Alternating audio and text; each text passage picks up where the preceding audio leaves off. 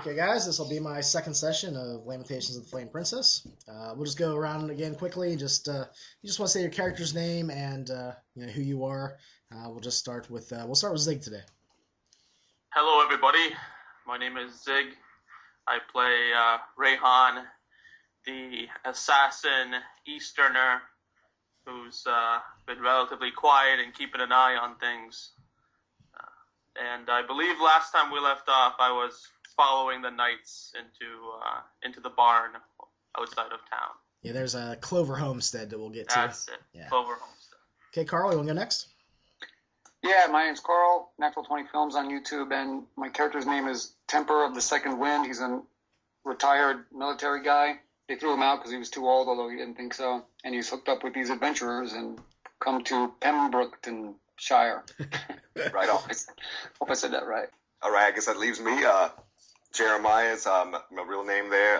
Goes through 74 for YouTube, and my character's name is Ramelzi, and he plays the depressed wizard running from the dark wizards. Depressed magic user, I should say, running from a dark cult of wizards, and basically he's on the search for the light, and met up with these crew of people here, this crew of people, and yeah, we're gonna see what happens in this weird city all together, try to find some solutions to the children, missing children, and the gypsies, and possibly find out why this constable went on vacation here and hired this whatever this guy is trying to run the show here. Lots of questions and not a lot of answers. Yeah. That's how I like to run things. So we'll just say that Rayhan is on the outside of the Clover homestead. He's looking through glass windows, because there is glass, and just trying to see what's going on. What he sees gives him pause. He sees a woman with dark, wavy hair tied to a pole in the center of what must be a common room. Her back is bloodied and terrible to behold. It looks like they have flayed slices of her flesh from the top of her shoulders down to the small of her back. She is slumped over. You can tell that she's possibly quivering in pain. She's not screaming, otherwise you'd think you'd probably hear that where you're standing. But some of the men that have traveled with the knight seem like they're around the room, seemingly packed in there, looking at the site that's in the center. You'll see what looks like possibly a priest that is now leaving the room. He actually heads out one of the side exits, and it makes you a little nervous at first. Do you hide, or do you continue to look in through the windows? I'll hide. Okay. Let's see here. I think you have a stealth skill, is that right? Yes, I have stealth of 3. Okay, why don't you go ahead and roll a d6 then? And I got a 2. Okay. So you manage to probably squeeze behind a bush or somewhere close to the house that's around the bend so that he can't see you, but you can barely hear the sounds of what you think is praying, and you get the feeling that seems like he's kneeled down, because the source of his voice seems lower. And inside you can start to hear what sounds like words being chanted by a group of people. Okay, if I hear the words being chanted, and if I'm relatively close to that window, I'm gonna have another peek just to see what it is that's going on in there. Zamuze. Zamuze. And it looks like that all of the thugs and people that are around... I gotta add Jeremiah to the call, sorry. All of the people that are around the walls, they seem like they're saying something in unison. They are repeating that Zamuze, Zamuze over and over again. The woman in the center seems like she's starting to thrash her head around a little bit. Her curly, wavy hair is matted with the blood as it soaks into her back. You'll see the what do you think? It must be the squire, because he's not the knight, and you remember the knight more so than the squire, but he's a little weaselly kind of looking guy. He's wearing like chainmail, He's not as well dressed as the knight is. And he looks like he's curling up a piece of her flesh on a stick or a rod, it's hard to tell, and is pulling it. And then you start to hear the screams.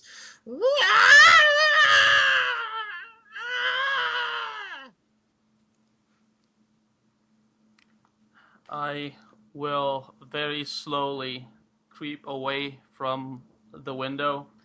My hands would probably be shaking. You know, I've killed people before, but I've never seen this degree of torture.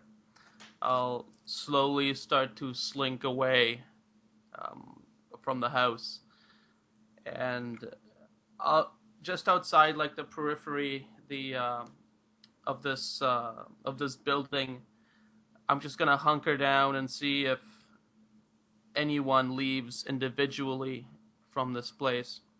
Because if so, I intend to sneak up behind him and jump him over. Okay. So you're outside for a while, and you can still hear the prayers of the priest, or at least the whisperings. You can't make out any words unless you move closer. But inside, the screaming continues for probably a good 30 minutes.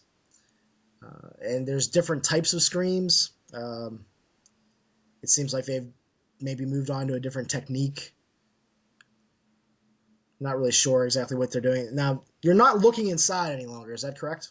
Yeah, that's correct. I'm kind of looking at the door, just the best vantage to see people leaving this establishment.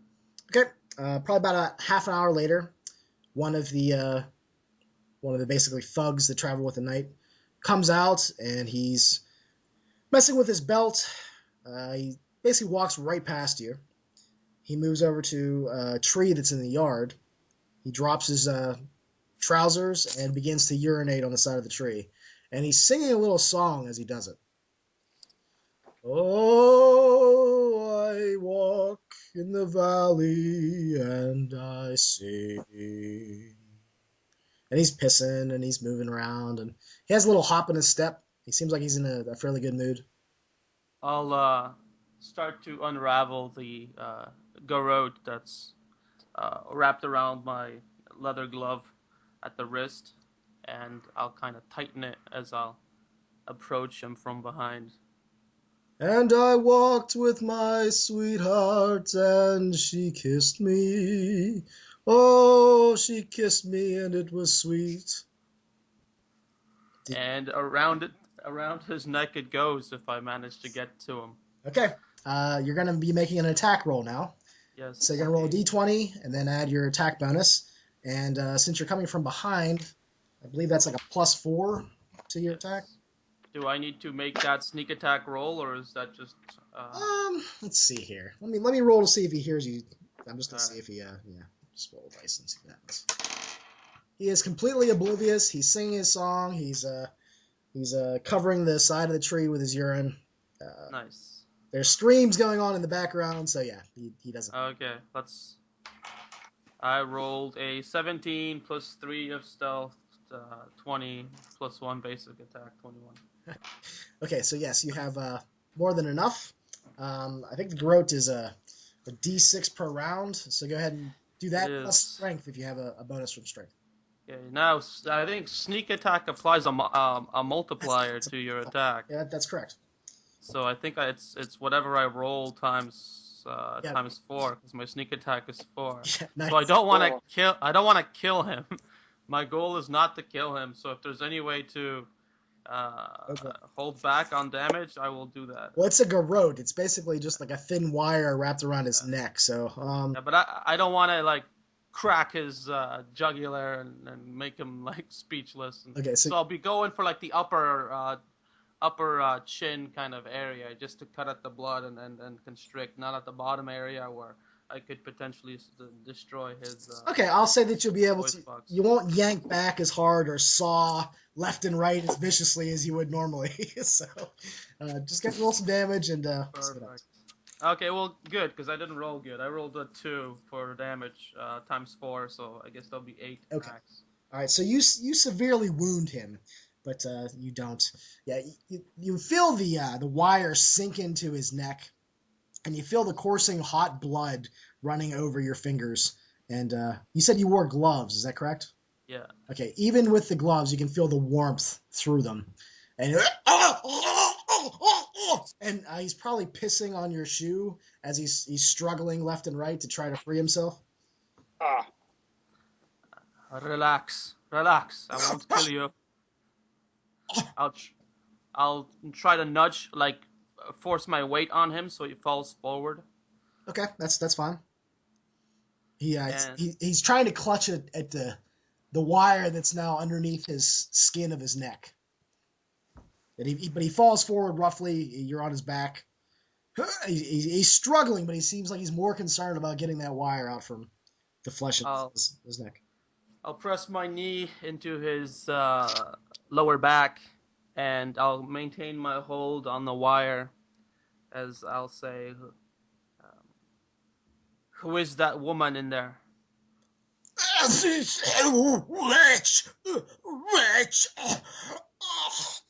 What has she done? Is she gypsy? She curses people. Witch!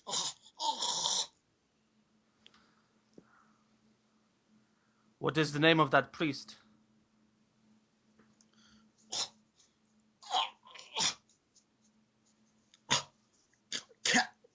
Controvius. Controvius. And how many of you are there?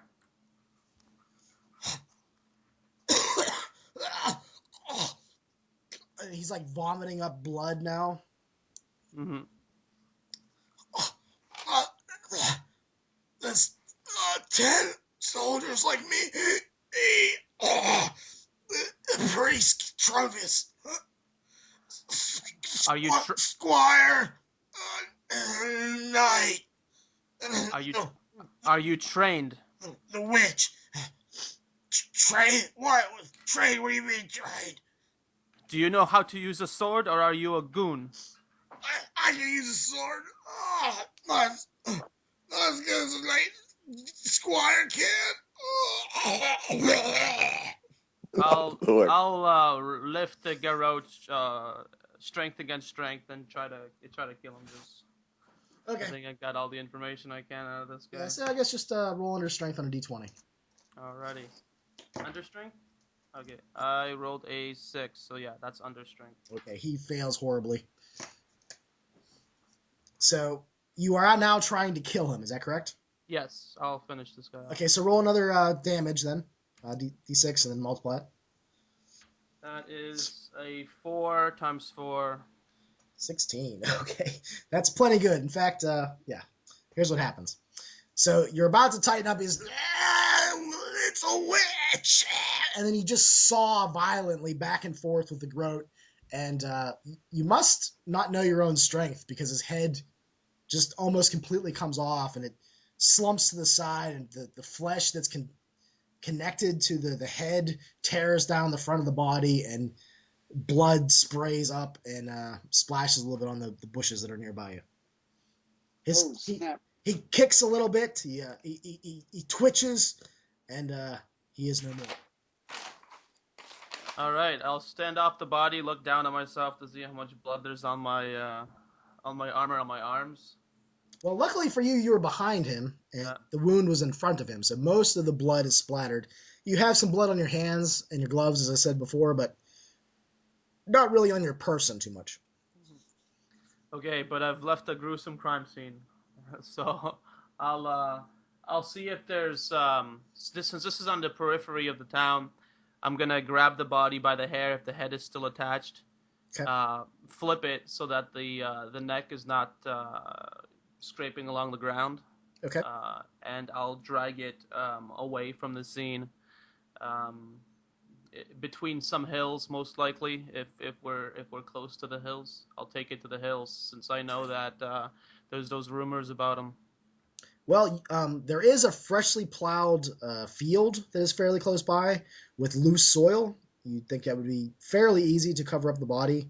Perfect. And there's some extra loose soil if you want to cover up the most obvious blood signs, but you have a feeling that during the daylight it will be very obvious that there's a big wet spot out there. Whatever you want to try to do.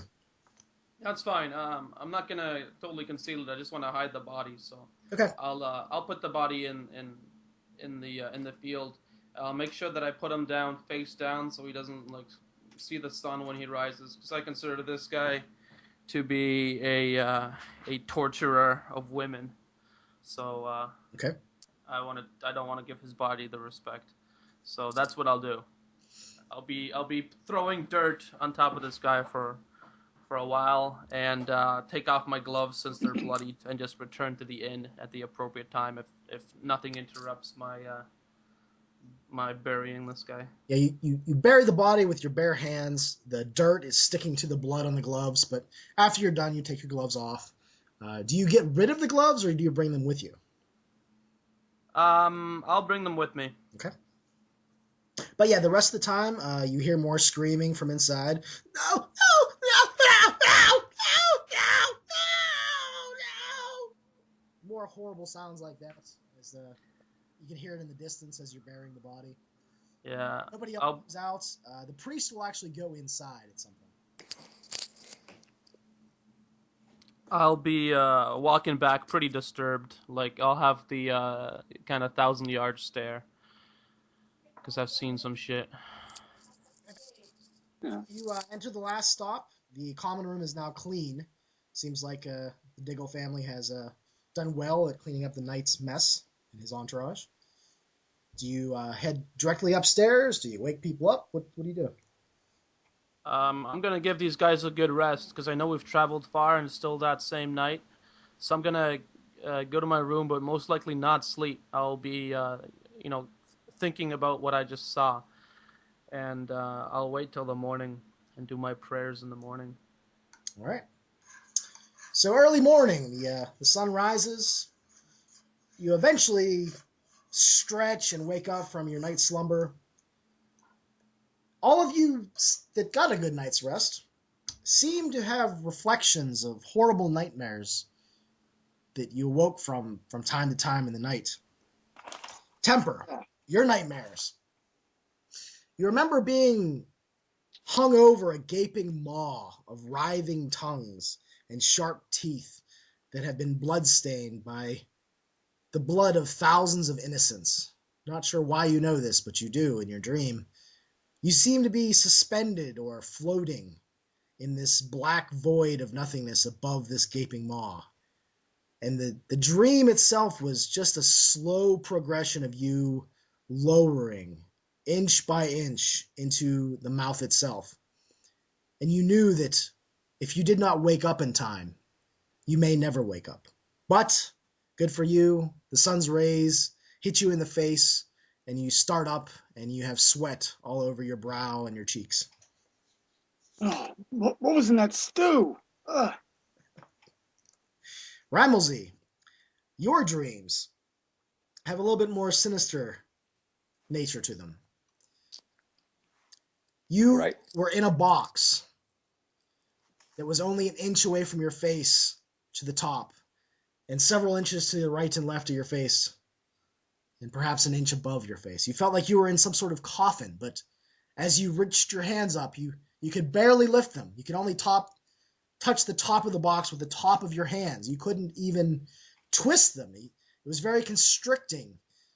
In your dream, you reacted violently, trying to move in any way, shape, or form.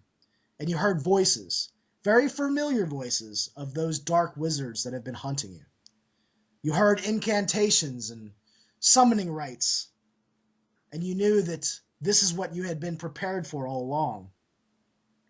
They had been using you as a source of mana, of magic.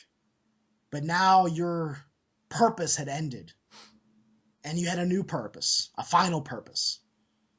And if they opened that coffin, it would be your last. And then you woke up with a shudder. Dreams is like being alive, and being alive in life is like a dream. So it is about this time that you seem like you all wake up, probably within 20 or 30 minutes of each other. I go straight downstairs. You smell the good smell of crisp bacon, of eggs, perhaps sausage and other delicacies being prepared by Bertha. The smells waft out of the kitchen. You see Eddie, who's already cleaning up, setting up the tables, setting up the chairs. Oh, good morning. Can I get you some breakfast? Good morning. I need something to wash away the images of a terrible dream. Dreams, you say? Yes. Well, perhaps the smells and tastes of my wife's cooking will bring you back to yourself. It smells delicious. Bring me a full plate and a cup of tea. Right away, sir, right away. I'll take a seat and wait. Okay. How about the other two? Yeah, I followed down, somewhat disturbed from that dream, but pretty much can digest it because it's nothing new. Just a familiarity of more of a completion of my journey. But yeah, I go downstairs as well, but I look for maybe just something to drink, nothing to eat right yet. Maybe an apple, banana, some fruits if there's any. Yeah, there seems like there's probably a few apples that are out in some weaved baskets that are on the counter. Okay. Yeah, I sit on the counter, I guess, right there, next to one of my mates, my crewmates. Okay. You'll see Good Carl morning. that's waiting for his breakfast. Morning. I'll head down now, having completed my prayer, and it's very likely that they will see that I've got like bags under my eyes, likely signifying that I didn't get much sleep at all, and I'll have this like my mouth would be like partially open and my eyes like somewhat distant as I approach the table. My friend Rehan, you look familiar as a brother of mine. Under stress, I take it. I won't sit down yet. I'll put both my hands kind of flat on the table and lean over to the group, and kind of sluggishly I'll say, there are things that I have seen last night. I'll lean in more. I followed the knight and his group to a building on the outside of Pembrooktonshire. I saw what they were doing inside, and I'll stop my talking for like 10 seconds as I run over the scene again, and my hands would probably be like kind of twitching slightly as I'll say, they have a woman, one they claim to be a witch. They are stripping her of her flesh. There is a priest named Katrovios. They chant Zamuse, and I'll look to Ramelzi to see if the word is familiar to him. And It is not familiar to him. And I'll continue. I'll say, it was too ghastly of a sight. I waited for one of them to leave the building, grabbed him, finished him, but not until he told me some information, though I don't know what we can do with it. There are Don't worry. none. I also had a bad dream. Sit down, have something to eat. No, this is not a dream. I can take you to the building if you want. Are you sure? This is something that happened, and I'll reach into my belt. Since I'm an Easterner, I'd imagine that my belt would almost be like that, almost like an obi, if you guys know what that is. So it's like thick cloth kind of belts that go It's like a halfway up your sash. stomach. Yeah. So I'll reach into it and I'll barely pull out a bloody glove from it's dried by now, of course, but I'll pull it out to show you, and I'll tuck it back in as I'll say, I killed one. There are 9 left, and the woman is in serious pain. They called by her the a God. witch. Were you hurt? No, I took him by surprise. Well, I think we'd better get out there right away.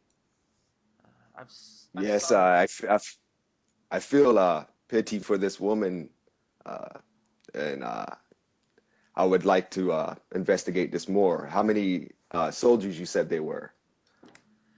The man said that there were 9. The squire and the knight as well. If they are active at night, chances are they will be sleeping at this time. Perfect. But can we take on that many people? I could handle 4 or 5. I am not a great fighter myself. I have magic spells in order to be silent and do undercover work. Maybe there'll be a way we can rescue the lady, the witch, so to speak, without causing a disturbance with the soldiers. All right, gentlemen, here's your breakfast. Here, we've got some eggs and some fresh bacon and some sausage. And the smell is just wafting into your nose, and they're amazing.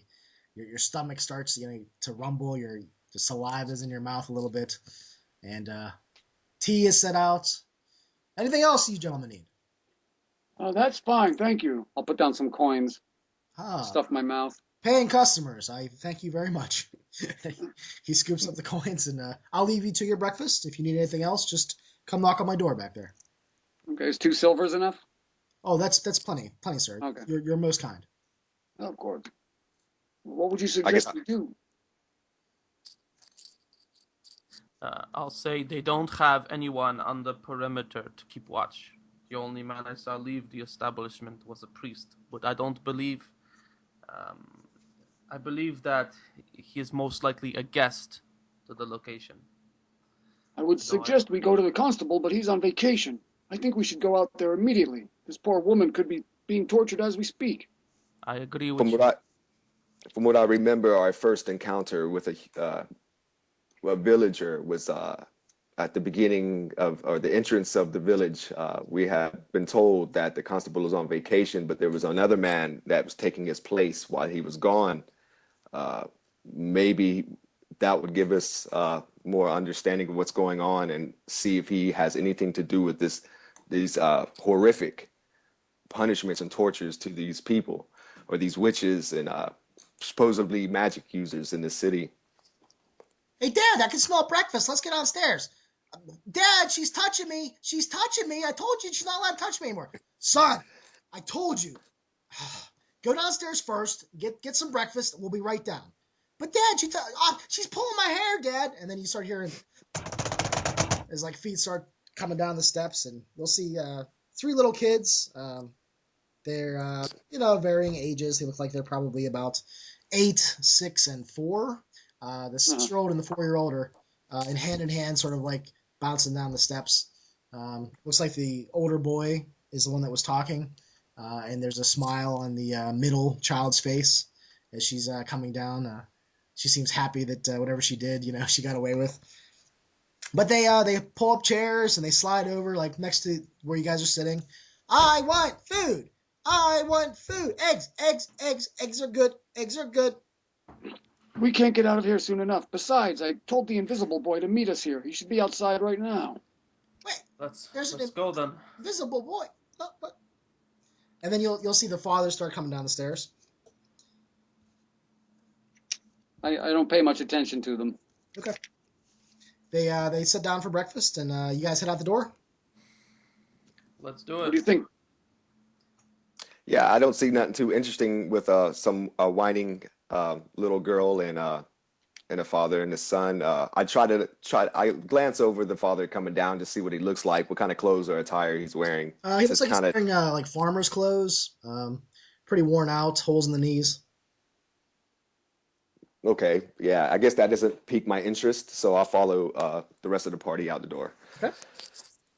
You head outside, and sure enough, the boy is waiting there. He has piled up little piles of stones. Looks like he's been sitting outside for some time. Hello there.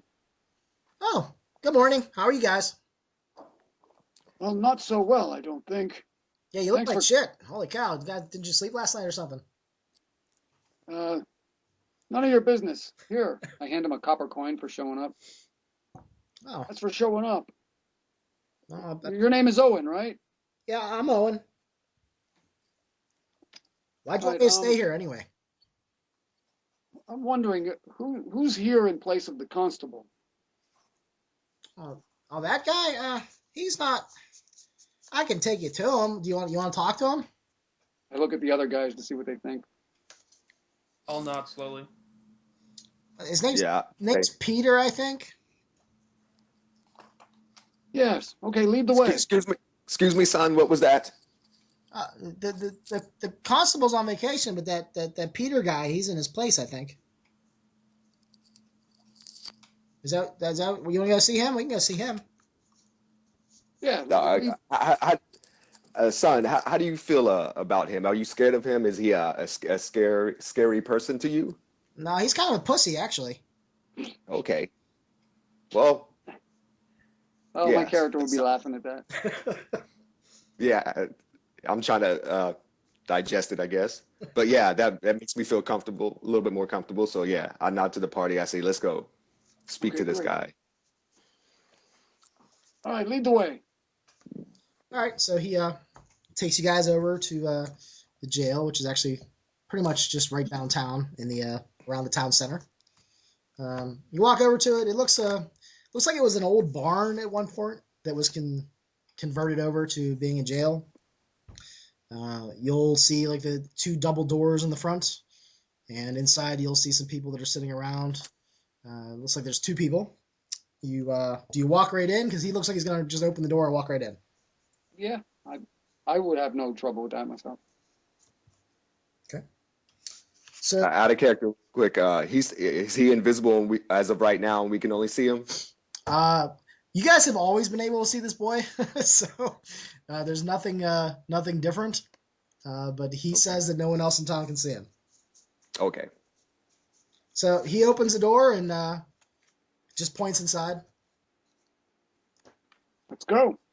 Yep. In we go. Rayhan, did you have anything to eat? I grabbed some bread on the way out. Okay. But I Look am like not you could use it. particularly hungry at this moment. I will eat better when this trouble is past us. I'll feel better once I've had my tea. I didn't get to stop and have any. Yes. Who is it? Are you Peter? I am the acting constable. Yes. We have some disturbing news to report. Oh, and who might you be? I'll leave it to him. I'll look at Rayhan and see if Rayhan's up for talking. Don't look like you're from town. I'll move closer to him, give him a smile, and I'll say, we have trouble to report to you. What kind of trouble is that? Exactly. There is a group of men, led by one Tiberius Novus Tuca. Oh, the knight. Trouble follows him wherever he goes.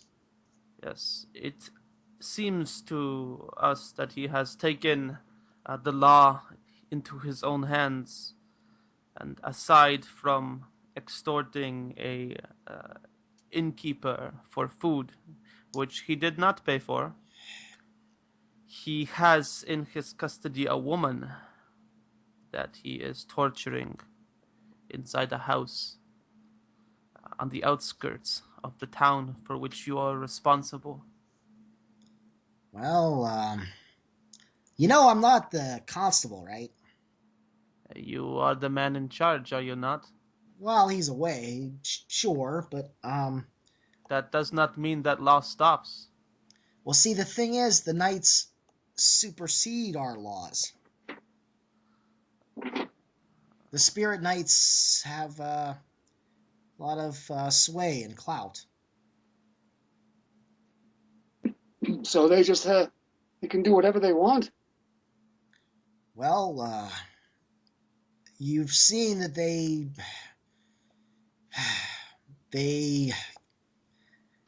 how can I put this? They put themselves forward to fight evil in all of its forms, but sometimes they see evil where evil doesn't reside.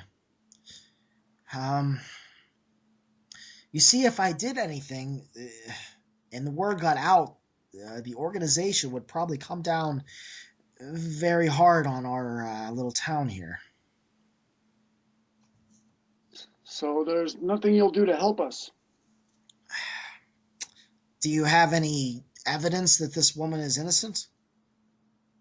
Just look at Rayhan. I'll say no. There is no evidence that she is guilty nor innocent. But she is a woman in pain. I saw them strip her skin off of her bones, and I'll give him like a little, like a flick on his shoulder. He'll flinch pretty dramatically when you do that. Oh, So I kind of, by overhearing everything I mentioned, the system of law to deem someone either innocent or guilty seems to not be operable enough. As you say, the constable is away, and these this organization supersedes. So, how is there any form of trial for these people, or is the town relinquished all its authority over these trials, or courts? He's only been in town for a couple weeks, and he's been well, you can see what he's been doing at the last stop: twice a day, free food and free drink. See, the knights expect everyone to give them free whatever they have whenever they go into an establishment. And was there ever an agreement between the constable and the knights to have any power or authority over this town? It's just always been that way.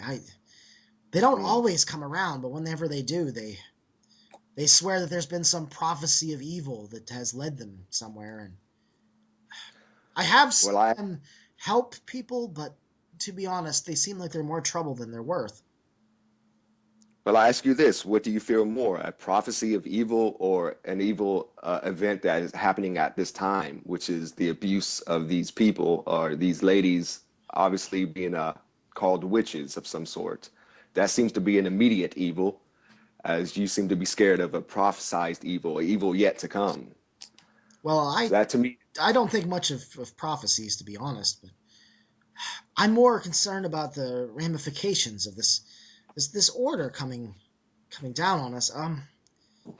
No, you ask about laws. Well, normally we have the barristers and the judge who takes care of things, or we have just a consensus of the wealthy landowners in town.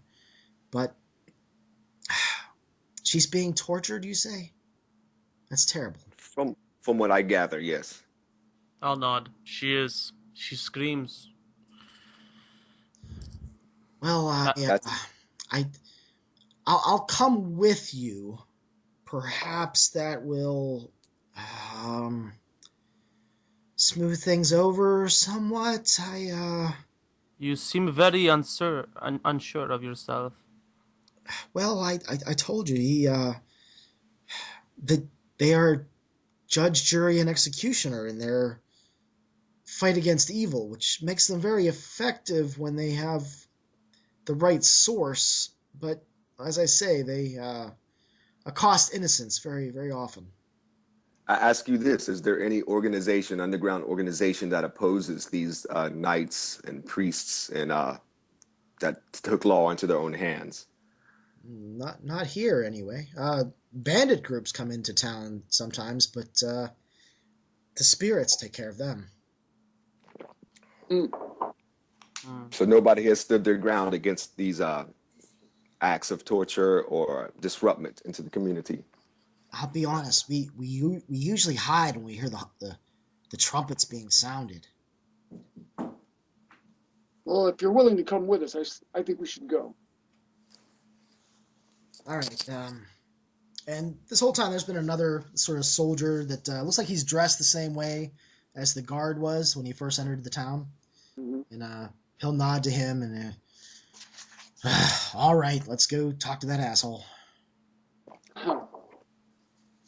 So they get ready. They tighten their vests.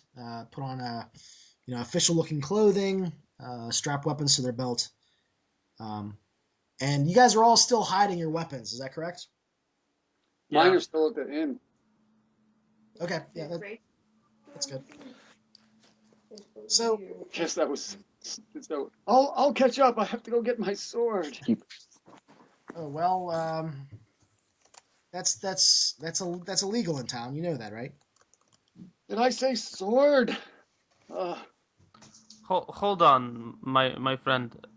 Is it within your capability to grant us some sort of way that we might carry our weapons with us, since we have come here to right wrongs? Could we not fulfill our tasks within the bounds of law? And I'll look over at his armor, or if he has any badge, and kind of like glance at it. Oh well, I think I have the power to perhaps deputize you. Hold on, let me consult the book of law. I'll grin at my two companions, and I'll say to him, that would be most prudent. He sort of looks you up and down. Oh, third paragraph, subsection C. Well, there's a slight snag here. Normally, deputies have to be born in the town, but I think these are extenuating circumstances, and to be honest, the night is making a lot of people angry. I'm gonna pretend like I didn't read that sentence. Do you all agree to abide by the laws and enforce them in the town of Pembrookshire? Yes, of course. Yeah. Okay. Yes. Do you swear to the all that you will be just and good to the citizens thereof? Sure. Then I deputize. All right. I don't respond to that, but if I'm hoping that Temperance said sure so loudly that he wouldn't he didn't catch the fact that I didn't say anything. Well, he already said sure, so Yeah. he goes back and you'll see him scribbling some words on a scroll parchment sort of thing. And he comes back and he hands you each a parchment. If anyone asks, you have been deputized, and you will have to show them this. Some of the, how shall we say it, more conservative members of the community will probably inspect this with an eyeglass, but it is valid, and send them my way if they have any questions. Oh, thank you. Excellent. Should we be off then? Yes, we should get our weapons. Well, I'll await you here while you... Very good. Very good.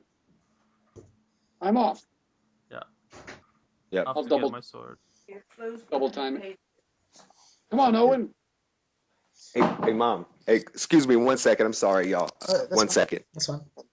So you guys all get back and get your weapons and armor and all that good stuff? Yeah, I'll make sure Owen comes with us. Yeah, he holds the door open for you guys when you leave, and he Yeah, excellent. sort of bounces beside you. But you do notice that the sheriff and his other deputy, his official deputy, don't look at the boy at all. All right. Well, when we get to the tavern, I'll ask Owen. You stay here. I'm gonna book a room for another day. You can stay there if you want. Oh, you don't want me to come with you? No, not this time. Okay. You want me to meet you here in the morning again, or just stay here, or what, you want? Wait, in my room? Well, I live with my parents, so. Well, you're free to go wherever you want. Oh, okay. Well, maybe I'll see you around town then. Very well. I'll bounce off. If Rayhan came with me, I'll just look at him and excuse myself to get my weapons. I'll nod. I gotta grab my rapier as well, so I'll go into my room and pick that up. As you guys leave to go back to the other place, you will see that there are pens in the back as well that you were barely able to see, but you think that there are some people. Like it kind of seemed like that was the prison part of the jail. Mm-hmm. Oh, you mean where one of the constables stand-in guy was? Yeah, like sort of like behind him. You could Gotcha. see like another room, and it looked like there were some pens or some people back there. It was hard to see. The gypsies, I'll say. Oh yes. Let's bring that up after we return. Very good. Oh, okay, I'm back here. Let me refresh real quick. Are we still in the jail, or did we go back to the inn? They went back and got their weapons, and now they're coming Okay. back to the jail to meet up with the acting constable and his official deputy. I also Okay, Ramel. Ramelzi instructed looks- Invisible Boy to stay here. Yeah. Stay Okay. behind. Ramelzi looks around to see if there's any guards or anybody that's keeping an eye on the prisoners here. It seems like no. It seems like he has forgotten to leave someone behind. It seems like for concern of his own skin, he's having the guard come with him. Okay, I try to mention under my breath as secretly as possible to Rayhan and Temper that this might be a good chance to maybe question some of the victims here or prisoners, they call them. Maybe when we return. Okay, I'd say that I would feel that it wouldn't be as easy, but I agree. Oh, I get it. You want to stay behind while we go and question them. That could be a good idea. At the same time, I could probably get information from the prisoners here.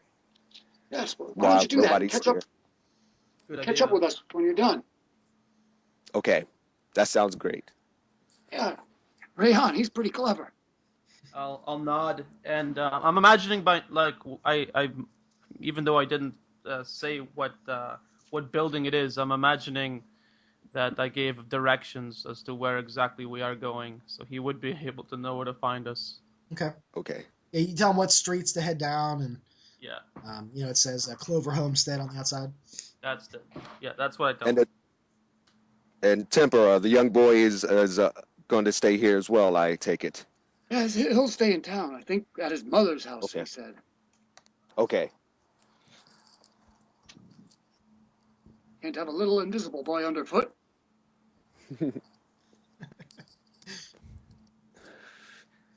All right. I'm just making sure that I am clear of unneeded eyes. I see. So I guess we'll head off with Peter All right. and his guard. He says, "Well, this is Seamus. He's one of the 3 guards in town." Only 3 guards, huh? We have a pretty low crime rate here, and 3 seems to do us well. Well, you've got plenty of crime now. Depends on how you look at it. Are you sure that this woman is innocent? First off,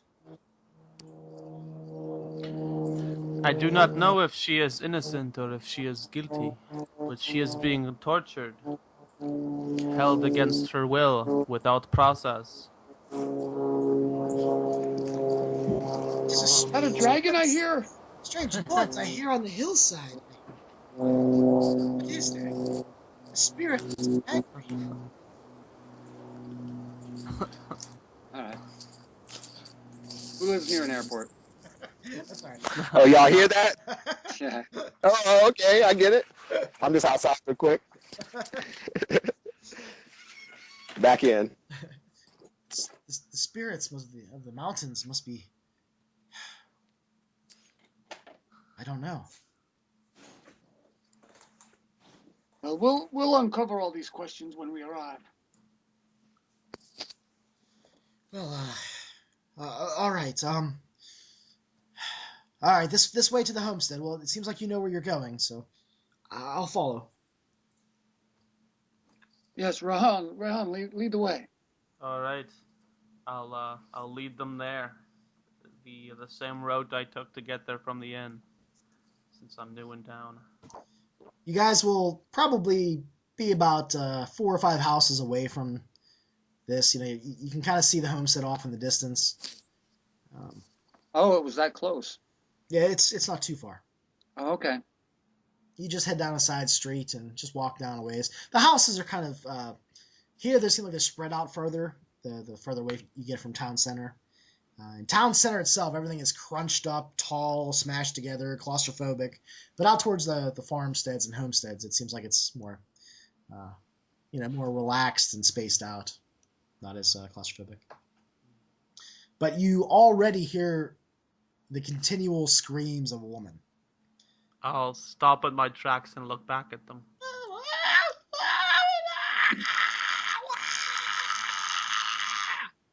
We need to do something. My character will immediately draw his two-handed sword from his back. That's horrible. I've never heard such a terrible noise. Get your sword ready. I'll put my hand on my weapon. I would suggest lowering your weapon. I will go up and knock on the door. Perhaps we can talk our way out of this. I hope so. Not used to using diplomacy in situations like this, but I'll give you a chance anyway. I'll shove Peter forward. What are you waiting for, man? Seamus, come with me. And Seamus will shrug, and he starts walking towards the door, and then Peter will follow. He'll stop before he gets to the porch. He'll look back to see where you guys are at, and then slowly start walking up the steps. Yeah, I'll follow him, but not be directly behind him, maybe 10 steps back.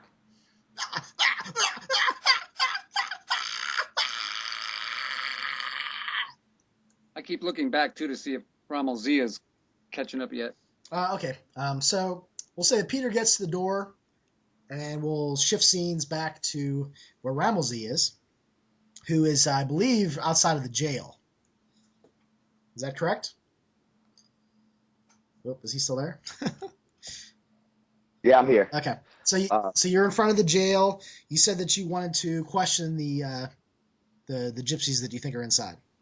Yeah, I'm thinking of a strategy to myself, whether or not I should use my invisibility spell and become a voice of reason to the gypsies without being seen, or if I should just question them. Did you need some more time? Now, I think what I'll do, if it's possible, is go ahead and make myself invisible. All right, so roll a d20 and tell me if you get a 1 or a 20. All right. 9.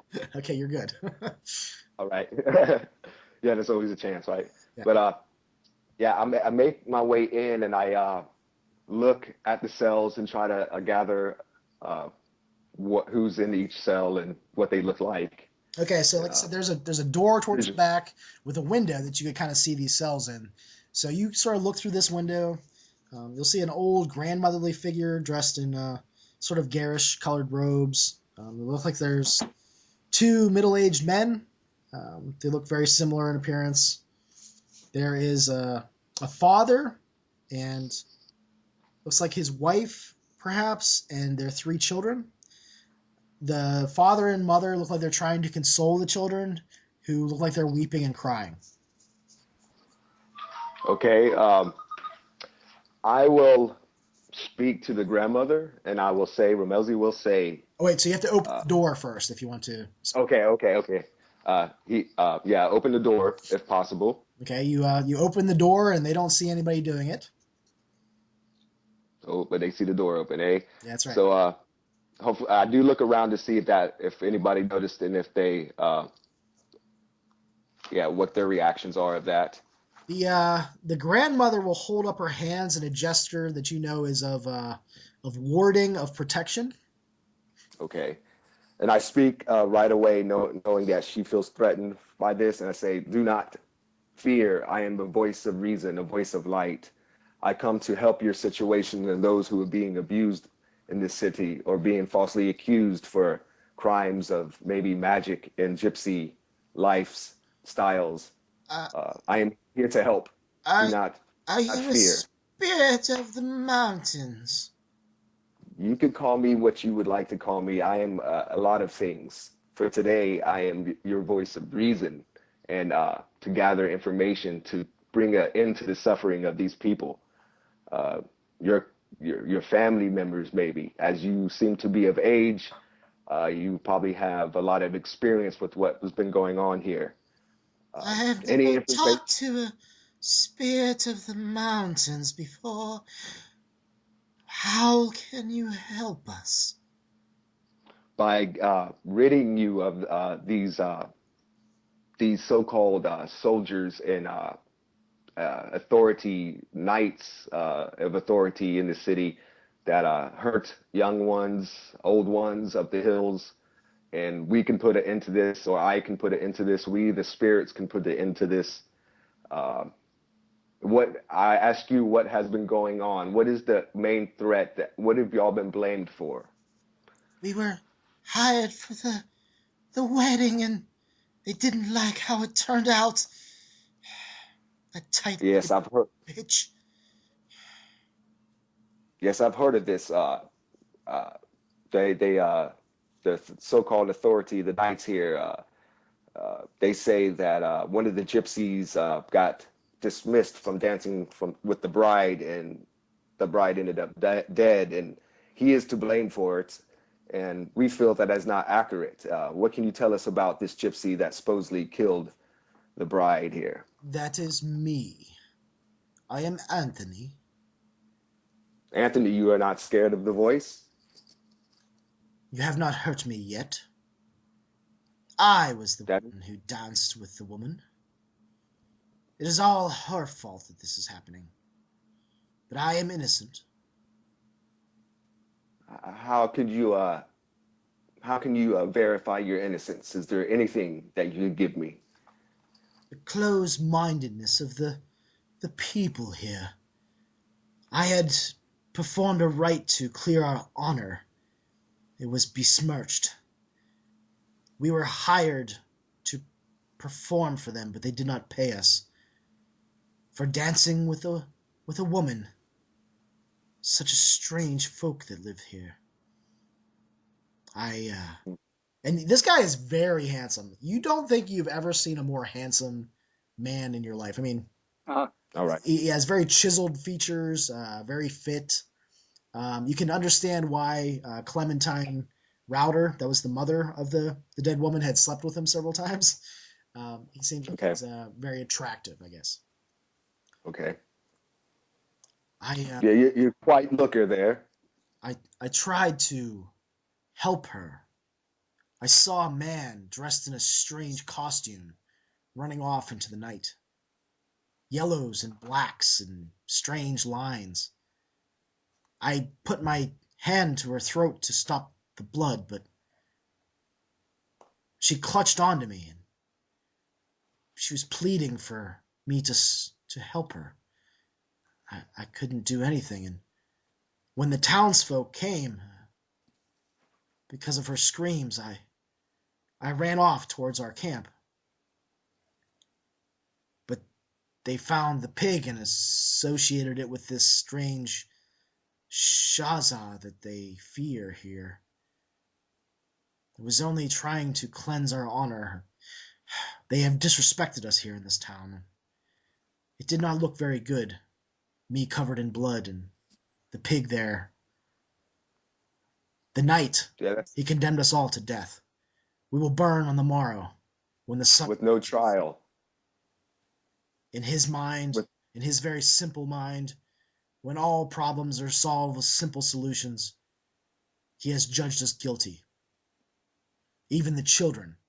And you see them whimpering, but they don't look scared, they look curious, which is kind of a strange reaction, you would think.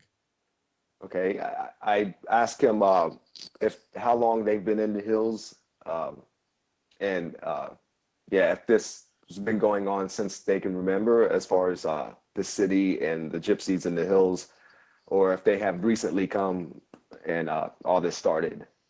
We do not live in the hills, but we do travel here 2 or 3 times a year to sell our wares and our entertainments.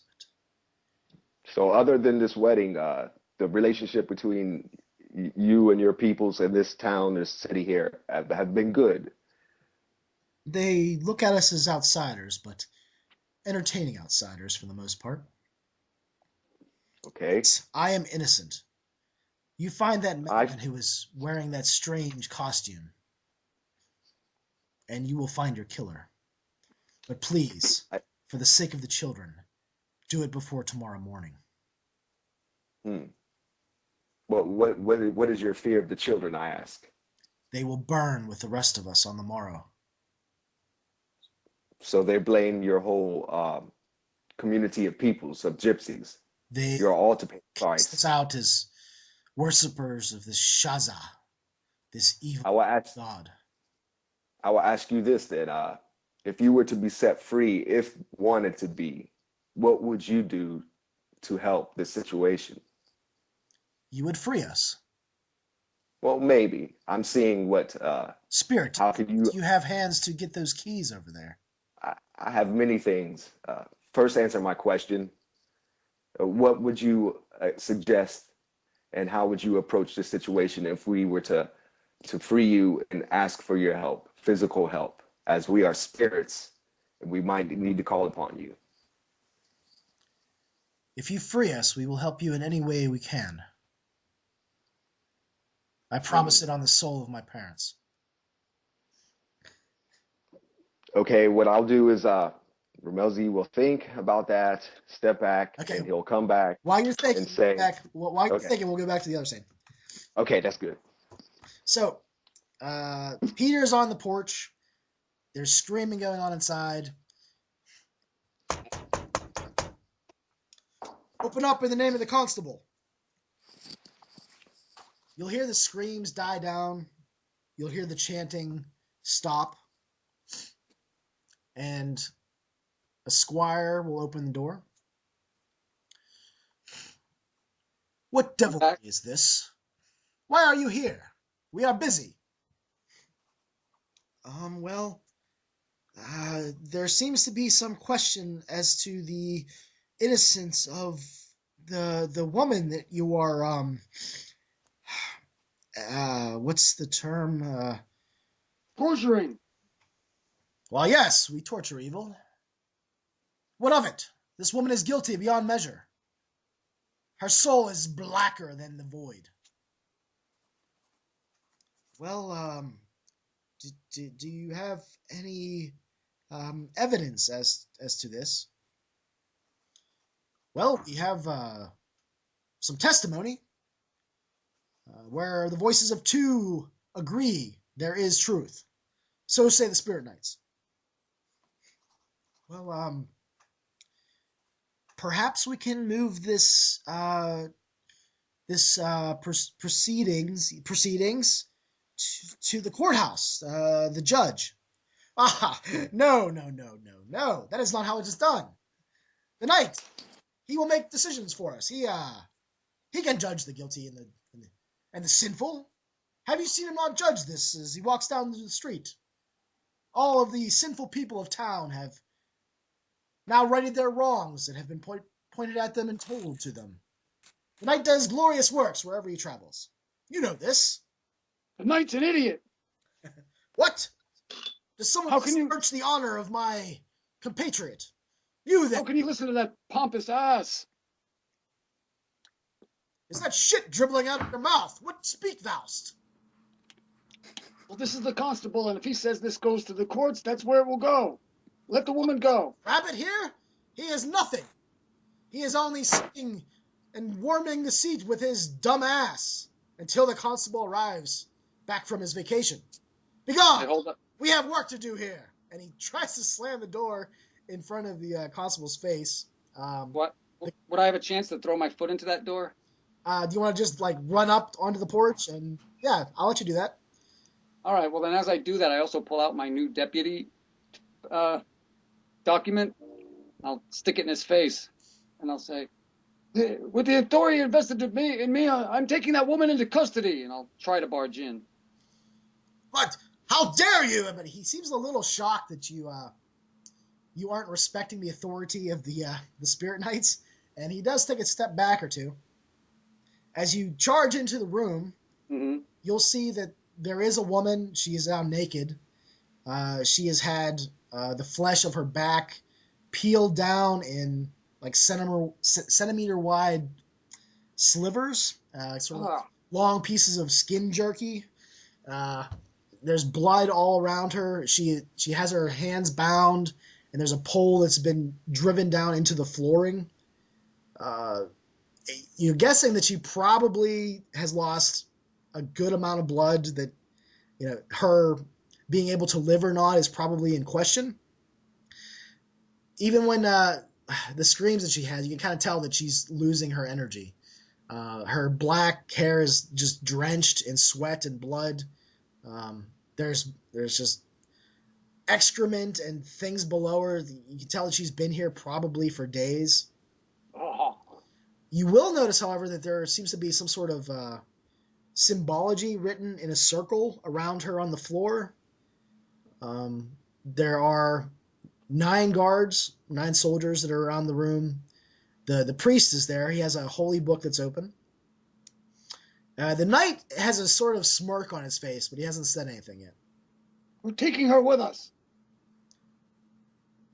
The knight stands up. I guess I'll move cautiously toward the woman. I'll be behind Temperance, like I got his back. My hand would be on my sword, but it wouldn't be drawn. The knight moves up to the woman from the other side of the room, and he grabs her by the tuft of her hair. And when he does so, blood squeezes out the sides of his fist. I level my sword at him. Let her go. You do not know what you do. I know Do exactly you not know what the face of evil when you see it? And he yanks. I think I'm looking it square in the eye right now. You hear the tearing of hair, and a big chunk of it comes out. Ah! And she looks at you, and it's the most pitiful face you think you've ever seen. Can I swing the pommel around and smack him in the face? Okay. All right, make it an attack roll. Okay, +2. Got a 6. I rolled a 4. Okay, you're rolling a d20, right? Oh, d20. I'm sorry. Yeah. Thank God. 14 altogether. 14. All right. Your pommel kind of clatters helplessly off of his very shiny and clean plate mail. And exactly what was that? Are you trying to decapitate her for me? I would be most appreciative, but there's work we must do first. I said let her go. Whose soul she has ridden to the Sabbath. We're not leaving without the girl. Then I best suggest you get comfortable. Do you not see the markings on the floor? That is all that protects you from her wrath.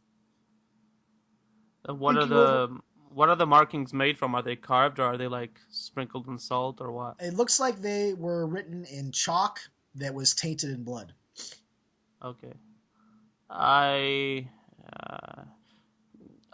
Glancing at this woman's face, I'll put my foot on one of these chalk outlines, and I'll attempt to smudge it just to see if this is all nonsense. Do you have a stealth? So you have stealth, right? Yeah, I do have. Why don't you go ahead and roll that just to see if anybody notices you? Yeah, all right.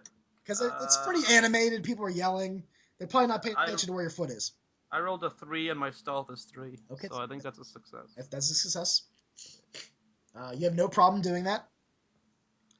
The woman doesn't respond. But the constable, or assistant constable, let's not get too hasty here, gentlemen. Knight, are you assured of her guilt? Why, of course. It is evident to see. Anyone who worships the All can merely look at her face and just see how evil resides within those eyes of Shaza. And you look in those eyes, and all you see is a tortured woman who is in immeasurable pain. You don't see evil. You don't see corruptness. I challenge you. Winner takes the girl. I widen my eyes. The constable looks like he was calm, and now he's really nervous. Unless you're afraid. Let's. Shh. He's an outsider, knight. He doesn't. Oh, challenge! A challenge, you say? Oh, this has gotten interesting. And no, wait a minute. The judge. Yeah, let's. If you're assured, no, a challenge has been issued. I accept. Town center at noon. But I say now. I'm not leaving this girl in your custody. Well, I will say this. With the whimperings of this person and your challenge, I will let you take the woman. And God help your soul if she does anything to you until that time. But I warn you, if she is freed,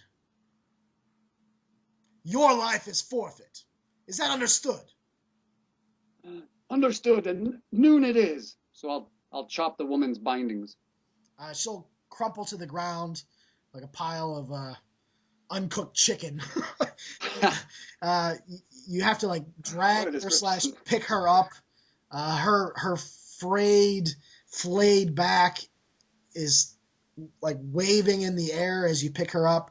She screams in horrible agony because there's nowhere really to grab her that isn't wounded.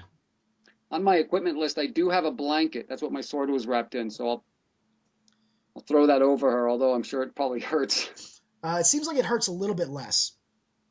Okay. She whimpers and she looks into your eyes, and there's a very weak smile that goes across her face. All right, well, I give Rayhan a nod, and I'll pick the woman up and exit in haste. I'm not going to dilly-dally. When you carry her, you feel a sort of resistance, as almost somebody was holding onto your shoulders for a brief moment, and then you're out of the room. Okay. As I'm leaving, I'll kind of gesture with my nose towards the incomplete circle, and follow behind them. Noon, boy! If you're not there, my organization will hunt you down. And if I'm not there, start without me.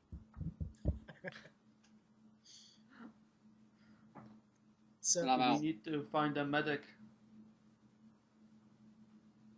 And she is almost lifeless in your arms. Her blood is sort of seeping through the blanket that you have. But she just has this smile on her face, almost like the smile of the Mona Lisa, where it's a very strange smile, but very weak at the same time. Rayhan. Oh, actually, you know what? I'll look at the guard that came with us. You, guard, run ahead and tell the healer to prepare. I'll get the doctor. And he runs off. So we'll change scenes again, back to the jail. Back to Rommelzy. You've been thinking. What was your decision? Yeah, I decided to go ahead and free them. Considering that there is only 3 guards in town, and I believe most of them are wrapped up with what's going on elsewhere, I do try to remember what I've seen coming into the town to see if I can somewhat give them some advice what would be the best route to get out from whatever recollection I can gather. Well, right now they're in downtown Pembrookshire, so if they leave, you have a guess that people will see them leave. Okay. No matter what way they go, they have to go through those narrow streets that I talked about before. Okay, well, Romelzi speaks. I have thought about my decision, and I would like to honor your freedom. My only concern is your way out of town without being seen and possibly killed for being an escapee from jail. So I leave it up to you, my friend. If you know how to lead your peoples out of town, I will gladly free you. If you want to wait for the spirits to complete what need be done for your freedom later, it would be safer for you then to leave. But I say again, once again, it is up to you as a grown man. There are outfits for the deputies there in that chest, I believe, beside the desk. we could wear those. It would not be a perfect disguise, but What about the kids, I say? They would not be able to wear them. uh, perhaps blankets. Something. Could you get us blankets? Uh, do y'all not have any blankets in the jail? I suppose not. All I could do was look around. You look I around and they have. It seems like they were given no pillows, no blankets, but there are blankets that are in closets nearby. okay. As you're rifling through things, looking for things, I would risk it. Please, help us. They will burn us. You know how they treat outsiders here. Yes, I take your word. I have a similar life, and I feel for your situation, and I don't see any negative intention coming from y'all as much as I do the other authorities of this town. So I trust your I trust your energy, my friend. Please, we will. Please help us. Okay, so Brumelzi let's see, looks around for the keys, and then if he cannot see, he asks the handsome gypsy where there are keys can be given to you to escape on your own. I believe the keys are inside of the top drawer of the desk. I saw them put them in there the other night. Okay, I make my way over, try to get the keys. And yeah, you find them. All right. The the acting constable did not take him with him. So Wow. Okay. So yeah, the spirits float the keys in nice. the air to the handsome gypsy And he snatches as them I out of the trust air. him to be the leader. And I say I must make my way now, my friend, and maybe we'll run into each other again through the air, and we'll speak more upon this matter and possibly greater freedoms in the future. I did not Be believe. safe. I did not believe in your presence, but now my family will give you homage in the years to come. We owe you our lives. We owe your children your lives. I am here just to help them. So be it. Thank you. And you'll start to hear the keys jangling, and he unlocks himself, and the kids start to smile. Yeah, let's leave. Let's go home. And no more in this town, Dad. And the parents come out and grab their kids up. They start to dress hurriedly in the extra outfits and wrap the kids up in blankets. And they start heading out the door. And they head out the door, and they look around first, and then they just try to duck behind the jail along a small alleyway street that's there. And you think there I try to some people I try to probably keep my go ahead. on the go. What are you gonna do? I was gonna say I try to keep my eye out as long as possible to see how far they can get if any troubles happen. Do you want to follow them? Not necessarily follow. Well, yeah, I feel unsafe for following them because I feel like the information I have needs to be returned to the party, Okay. to the rest of my members. But I do try to until they go out of sight. I keep an eye on them. All right. So right next to the jail, you will see the perfume shop. It seems like there's a couple people in there, and they notice that they're leaving the jail, but they don't seem to notice it. Like they're not doing anything about it. They just look up, and then they go back to trying to sell their perfume. So you think that they might not be thinking much about it now, but if someone asks them later, they might put two and two together. But Yeah, well, they're definitely going to put two to two together when there's empty cells there. but other than that, you really don't see too many people that notice them. You follow them a little bit further. You see that there's a glass blower that's outside with his long tube, and he's twirling it, making some sort of glass ornament or structure. And he nods at them, and then he sort of like goes back the way he's doing, and then he does a double take and looks at him again. And then he sets his glass tube down and heads inside. So he got affected by that. There's not much I could do as far as preventing anything right there. Yeah, so I take it as they're at least making their way.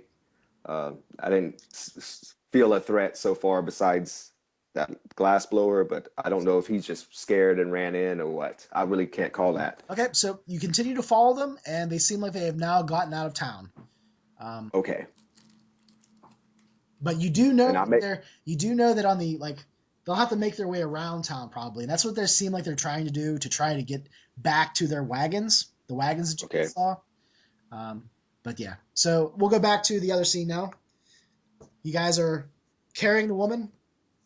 You sent out the one other deputy to get the doctor. And, you're carrying her. Is there anything that you guys say or discuss on the way there? I'm just not me. I'll say, Ayush, do you think that was a good idea to challenge that knight to a duel? Most likely not, but I couldn't think of anything else. We've succeeded in the task, but I worry for you. I hope that your skill proves true. As long as it's not a duel to the death, he has nothing to worry about. I'll nod at that and glance towards, the almost dead woman, and keep my mouth shut in hopes that the healer arrives soon. Yeah, I'll just look at her and see how she's doing. She's still just. It seems like she's barely holding on. Peter, take us the quickest way to the healer. I think the leech may be the best. Yeah, this way. The doctor has strange rumors about him. Perhaps it would not be best to take him there. Take her there. All right, lead the way. All right. So you guys walk into town a little bit, trying to find the right place. You head into the center of town, and then you'll have to make a right. You'll go underneath an overhang beside the last stop. Head back, and there's a fairly tall building there. Seems like the doors are open, and you guys walk right inside. It says the medicinal leech at the top of it. Okay. You'll see a man inside. Seems like he's reading a book of some sort. We need your help. What seems to be the problem? Can't you see she's been tortured? What, the woman there in the blanket? Well, is there something I can lay her on? Well, yes, there's a slab there. You can put her there. I lay her down and take the blanket off, carefully, gingerly. What is the meaning of this? What have you done to this poor woman? What does that have to do with anything? Do something. Turn her on her front. I do so. Horrible. There's much work to be done here. Doctor, please. Doctor! And another man will come from the back of the place. He'll come out and... you will have to excuse us. There's much work to be done. Please, outside. Fine. I'll exit. Yeah, I'll step outside as well. Yeah, they'll close the door and they'll get to work. You can't really see what's going on inside, but you do hear whimpering every once in a while. Rayhan, what do you make of all this? It is clear that the knights are overstepping their boundaries. It did not appear to me that they were used to being challenged. No, I think not. I think that we have done well. It will take some time, I believe, for that woman to be even able to speak with us. I hope that she makes it. I think you're right. But I wonder if there's some way we can convince this knight to take his men out of town and leave the place be. Because once we're gone, we'll be at his mercy once again. I have a feeling that if you were to beat him in this duel, his men might be discouraged. That's true. I'll have to be on my best this afternoon. You will have to be. Better And have my tea. I grin. But if you are not at your best, all you need to do is at least push him in my direction, and I will try my best to lay a secret strike, and I'll kind of move my hand, kind of like to indicate beneath the ribs. I appreciate that, my friend. And speaking of friends, where's Rommel Z, I wonder?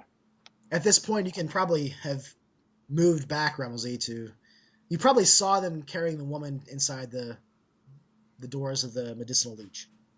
Yeah, I seem very anxious to get to them and try to speak with like my crew here before they make any more big mistakes. From what I see, there seems to be something great going on that I'm like, whoa.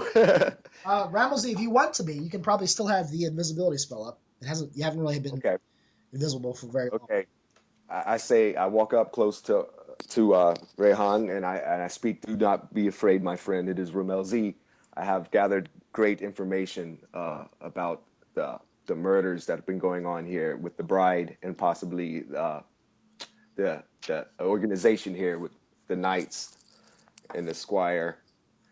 From what they have told, with the handsome gypsy that was blamed for the wife's murder, have told me that there was a man that ran away as he looked up after the murder with black and yellow stripes, and as he went to assist the bride, Jessica, the handsome gypsy went to assist the bride, Jessica, and by doing so, he had got blood on his hands, and obviously that is why he has been blamed for the murder. I have set them free, and looks like they have made their escape out of town without any harm, but it will be found out soon that they are set free. But I have a strong feeling that the blame is definitely should be put on this organization here that's trying to overpower this town with their authority. I'm yet to know who this man is, this yellow striped and black striped man that ran off. I'll look over at Temperance to see if he heard the same, kind of glancing at his eyes for any signs of recognition. Did I hear that? Yeah, And, Okay. okay, you said it loud enough for both of us? I tried to get as close to y'all as possible, even though Gotcha. I was probably leaning more into Rehan. I trust him. I follow him. He's my go-to. I'll just look at Rayhan and nod. Yeah, that I got it. Okay. We should. And I state I have really have no idea what y'all have gotten yourselves into at this moment. If you need any assistance, you can speed me up, bring me up to date. The tortured woman is inside with the doctor. They're treating her. Our friend Temperance has gotten himself into a duel later on in the day, but all of that is out of our hands now. We should perhaps go to where the gypsies have their provisions and their wagons and make sure that they exit speedily. This is the path that we've taken. Yeah, I agree to that as well. I did not want to follow them out of town without the rest of y'all to come. If the two of you don't mind, I'd like to wait here and see how things go with the woman while you do that. By yourself? Your duel? What about your duel? Do you not fear underhanded actions here? That's not until noon. I'm not afraid. Okay. Yeah, it's pretty early in the morning. It's probably like 9 a.m. Okay. So you got. Okay, I knocked my head. That's fine with me. You got probably about 3 hours of time till then. If you feel safe, my friend, on your own, that is fine with me. Well, if you two feel like you can accomplish this without me, I'd like to wait here. I'll nod to that. Same here. I nod. Okay. Good luck. You too, my friend. Were we told where the wagons were? I think the lady that hired us might have told us. Well, actually, that was the first thing you saw in town. Remember when you came up, there was And I kind of abandoned and remote. homestead, and then there was the 3 wagons. You think that those are probably the gypsy wagons? Excellent. And I lean over to Rayhan and I gesture the path that I seen them take as far as that I could see, that they went in this general direction and seemed to try to make their way around the outskirts of town. Yeah, they're sort of like headed towards the mountains, and then they're going to circle around left until they got all the way around to where the wagons are. So I tell Rayhan that we should just follow that, and we're bound to run into them. Excellent, my friend. Let us go. And I'll put my hand over my weapon so it doesn't like jangle as I kind of rush in that direction. All right, so you guys rush out of town. You'll see the glass blower again. He's out there just looks like he's making a new piece. He hasn't like run off to inform anybody or anything. The perfumer was still selling her wares inside. As you guys head out of town, however, let's see here. That would be heading that direction. So, Oh, hey, Tim. yeah. After they leave, I'll look at Peter, and I'll be like, "You showed some courage today. I thank you for the chance to rescue that woman." Well, that wasn't very easy. I wish you wouldn't have spoke up so quickly. I think I could have got them to take the woman to the courthouse. I fear I will be burying you in the evening. Oh, have no fear. Have no fear. Thank you. I think it is you who should have fear. He is most accomplished knight. I've faced worse. Uh, I once had a case of crabs that you wouldn't believe. you make light of a deadly situation. I hope that the all or whatever god or gods you worship will be with you. You will need all the help you can get. Thanks, Peter. You can go now. Go about your business. You don't want me to wait here with you? See No, that's okay. No, thank you, though. All right, I'm going to head back to the jail then. Yeah, would you like the guard to stay with you? No, I'm fine, thanks. All right. And then they'll head back to the jail. Okay. So, are you just waiting outside? Do you want to force your way in? Anything? No, I'll just pull up a boulder or a stump or a bench or whatever and wait. There's probably a bench somewhere around that area. Okay. I'll just sit and wait. Inside, it doesn't seem like the whimpers have gone down. You don't hear any cries anymore. Yeah, I'll wait for a doctor to come out. Or, I'll wait a reasonable amount of time at least. Okay, you're waiting for about 20 minutes when the door opens, and the woman walks out. On her own volition, huh? Seems like it. I jumped to my feet. Oh, you seem to be doing pretty well. The doctors have a most interesting style. It is you to whom I owe my saving. Is this correct? Not yet, precisely. I'm not sure if you were... She moves within your comfort zone. Oh, I step back. I step back. Excuse me, young lady, but I'm not sure you had all your wits about you, but your freedom is tenuous at best. There's a duel at noon to decide your fate. She steps even closer once again. She didn't seem to get the hint. She's probably a couple inches away from you. Okay, I allow it, anxiously. She puts her left hand up and just caresses the side of your face. Yeah, well, fumbling for words. If there's anything you need only ask. Well, do you live in town? Can I take you home? You have this. Can I return you to your parents or your... You're talking and trying to make words, but there's something about her eyes that just draw you. Oh, God, you were evil after all. No, I'm kidding. Couldn't resist. No. She's just slowly caressing your face, and her head's tilted to the right a little bit. Can I take you to the tavern? Maybe, perhaps you need something to eat. I am fine. It is you. Perhaps I need something to eat. Come on. I try to kind of break this spell I'm falling under.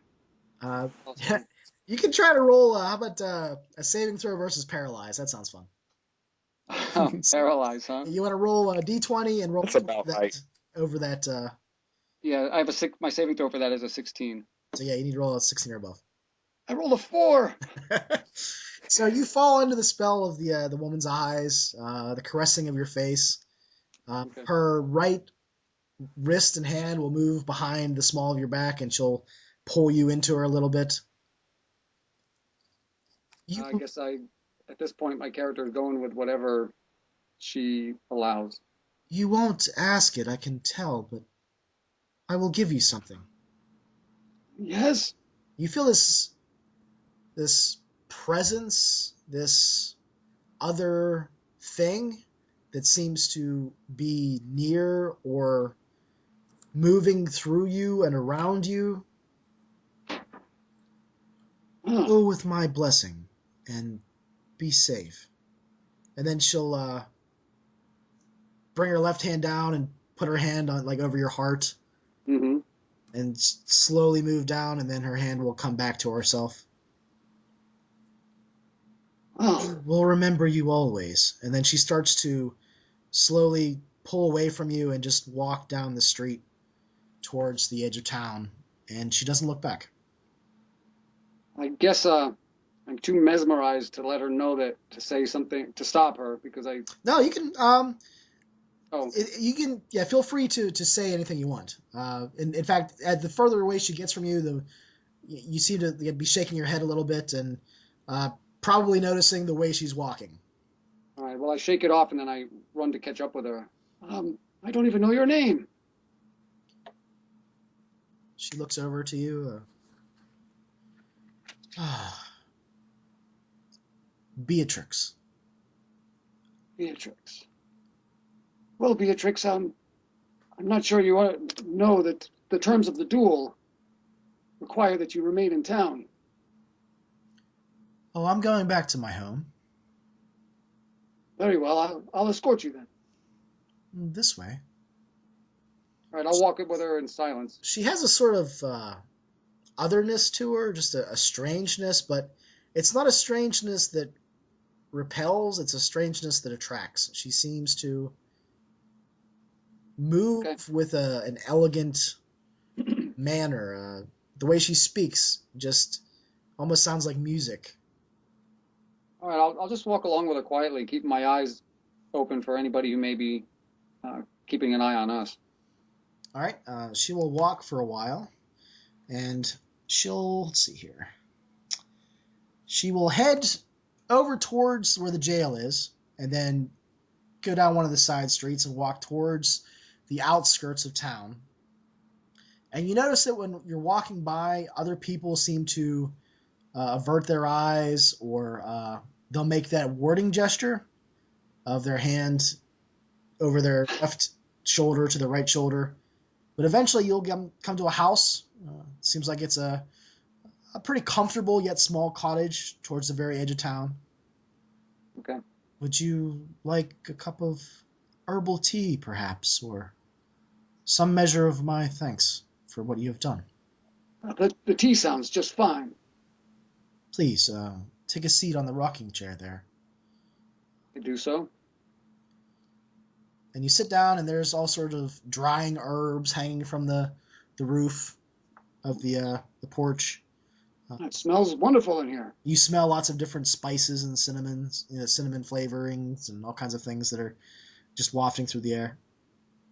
Cinnamon's my favorite.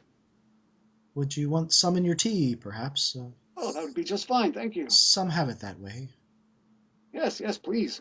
You notice that when she's walking, her back seems fine. She doesn't seem to have any wound whatsoever. I won't respond to that. Except internally, of course. She brings out 2 cups of tea, and she sits down. She does sit down gingerly, though. It seems like she's not resting her back against the back of the rocking chair.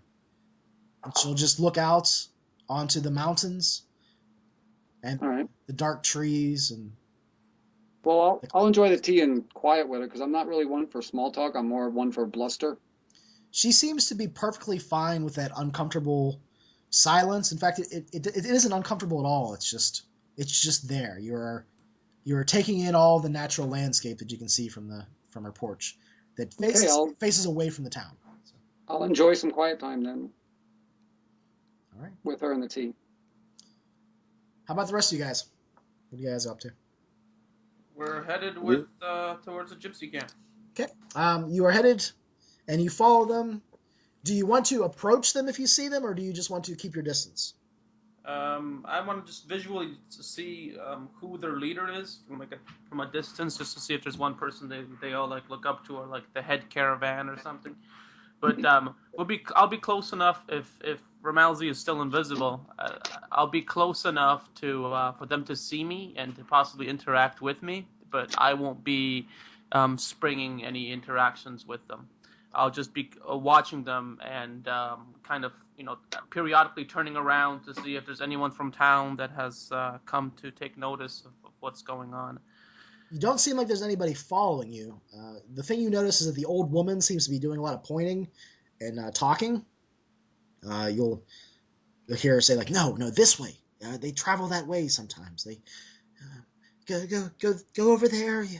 Just trying to direct them in a most the best way possible to stay hidden. It seems, and they eventually get to the point where they arrived at the old rundown abandoned house, and they're sort of crouching in the bushes, and they look across the street and see the guard who's watching the wagons, except this time it seems like there's a different guard there than the last time you were there. It must be the third guard that you've heard tell of. Okay, if I'm still invisible... Yeah, I'm going to say that you're invisible probably for like another 5 minutes or so. Whoa, okay. Well, what I do is, if I can see, I walk up to them and try to, see ahead of them because I can see that they're up against keeping themselves not found. And if I do notice the guard, I speak once again that it is, do not fret, it is the spirit that you call, it is me, is I that you call a spirit. And I must warn you that there is a guard ahead, protecting you from your wagons. And oh, spirit, can you help us in this most trying hour? That guard is all that stands between us having life and us. Yes. I do not want to be rude and interrupt, but I don't have much time. And he tries to keep secret why.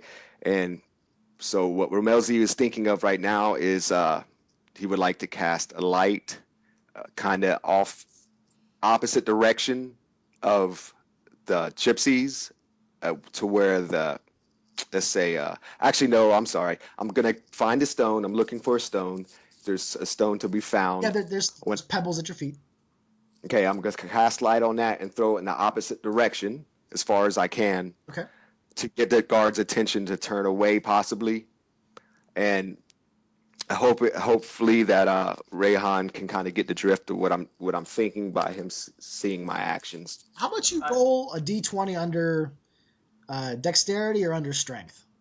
Okay. Whichever's higher. All right, let me get a character sheet here. I believe dexterity. All right.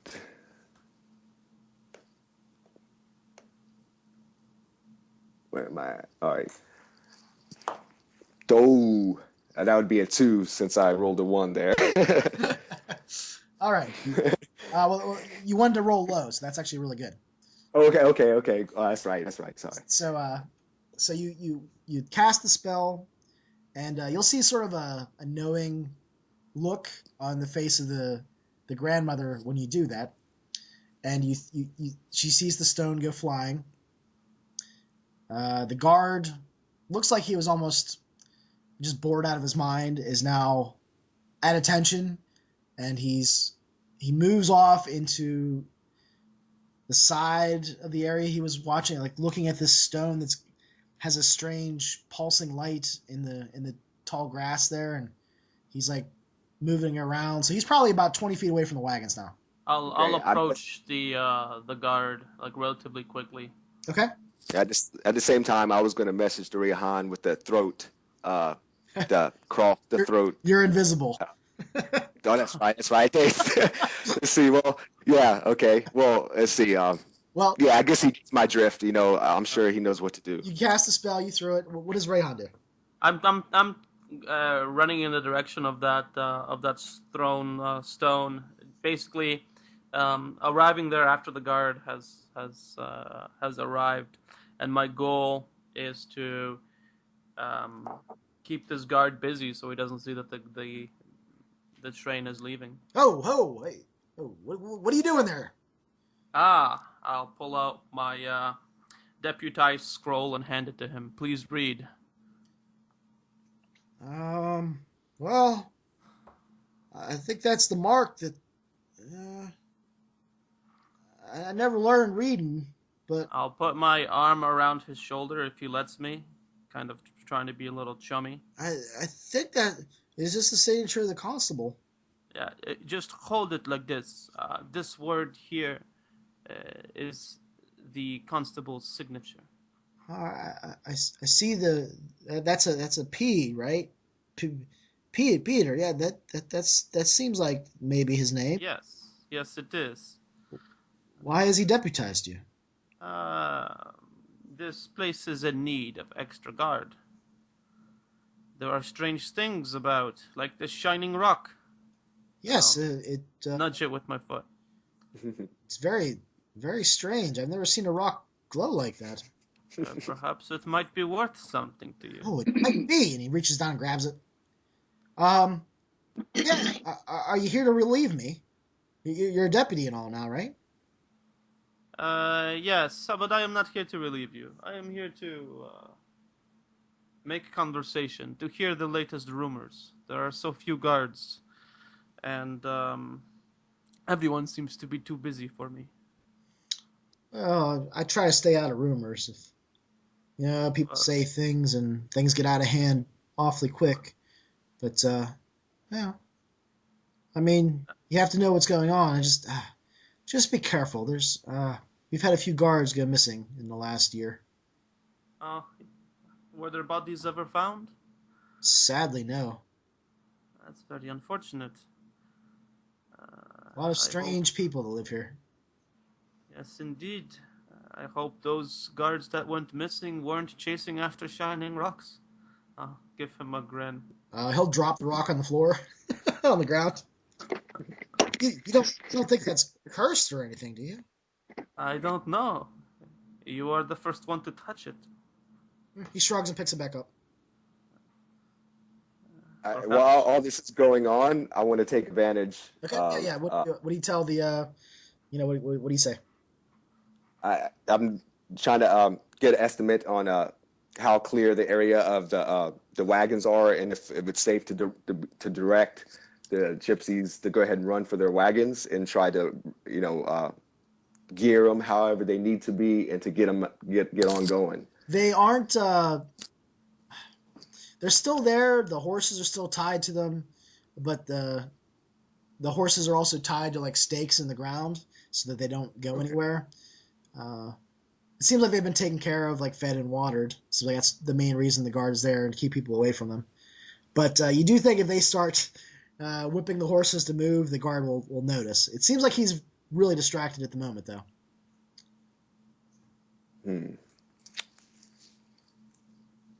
Well, I as the voice of reason once again, I asked them, I would recommend that you take what you can from the wagons and leave on foot. As of right now, I don't think this guard is going to be hold his stupidity much longer. So I say just grab your most important possessions and leave quick as possible from this town. You make good sense. It is a small cost to pay for our lives. May you go forth and prosper, young man. I wish the same upon you and your children. Now leave. Go. She makes a gesture of thanks, and they sort of creep up on the wagons. You'll see them grab a few satchels of things, a few implements, a few instruments. One of them grabs a few puppets, and you see them wrap them up in like blankets and quilts that are pretty extravagantly crafted. And then you'll see them heading out, basically the same way you guys came into the town, through that winding mess of roads and hillsides. Okay. Do you meet? And probably at this point, you come back to visibility. You are now. Yeah, that's what I was thinking. Yeah, I still try to stay hidden, though I do not want to startle the guard, and I try to find a little shadow, kind of stay there and try to overhear, the conversation between Rehan and the guard. Okay. Yeah, there's bushes there, so Rehan, what are you telling the man with the shiny rock? Okay. Do we hear that the gypsies are about to leave? Do we hear like the horses or whatever? Or are we at too great of a distance? You don't hear the horses. In fact, Perfect. why don't you roll a d6 search check to see if you even see the gypsies leave? Nope, I failed that. I rolled a 5. Yeah, you don't see anybody go into the wagons. The wagons still stay there. Okay. So unsure whether they're gone or not, I try to keep him busy still. I'll say, are you married? Do you have children? Yeah, I have a few kids. How well do they pay in this job? Better than most, I guess, but it's pretty boring. Yes, I hear you on that. Having to wait in the periphery of town, waiting for things to happen. I understand that. Do you have anything to keep yourself busy? Dice, perhaps, or something of the like? Just a stone, I guess. Huh. He's starting to flip it, like a coin. I'll look at him and I'll say, well, if you want to take this time to go for a piss or something, go right ahead. Oh, that's mighty kind of you. Yeah, I brought some rags, so yeah, sure. He heads off to the woods, and you'll hear him taking down his pants. All right, I'll turn back and try to take a few steps towards the carriages to kind of do it like a little hop or something to see if everyone is gone or if I hear anything. Put my hands to my ears just to get an indication of how well I'm doing or if I should stop doing this. Well, the interesting thing is you look back and you're looking around and you see something that wasn't there before. You see what looks like a yellow and black striped rag or something of clothing that's covered in blood that's been put in the back of one of the wagons. So you can kind of see it hanging out so that it's pretty easy to see.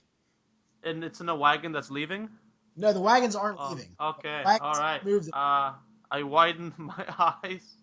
I have this look of like oh my god on my face, and I'm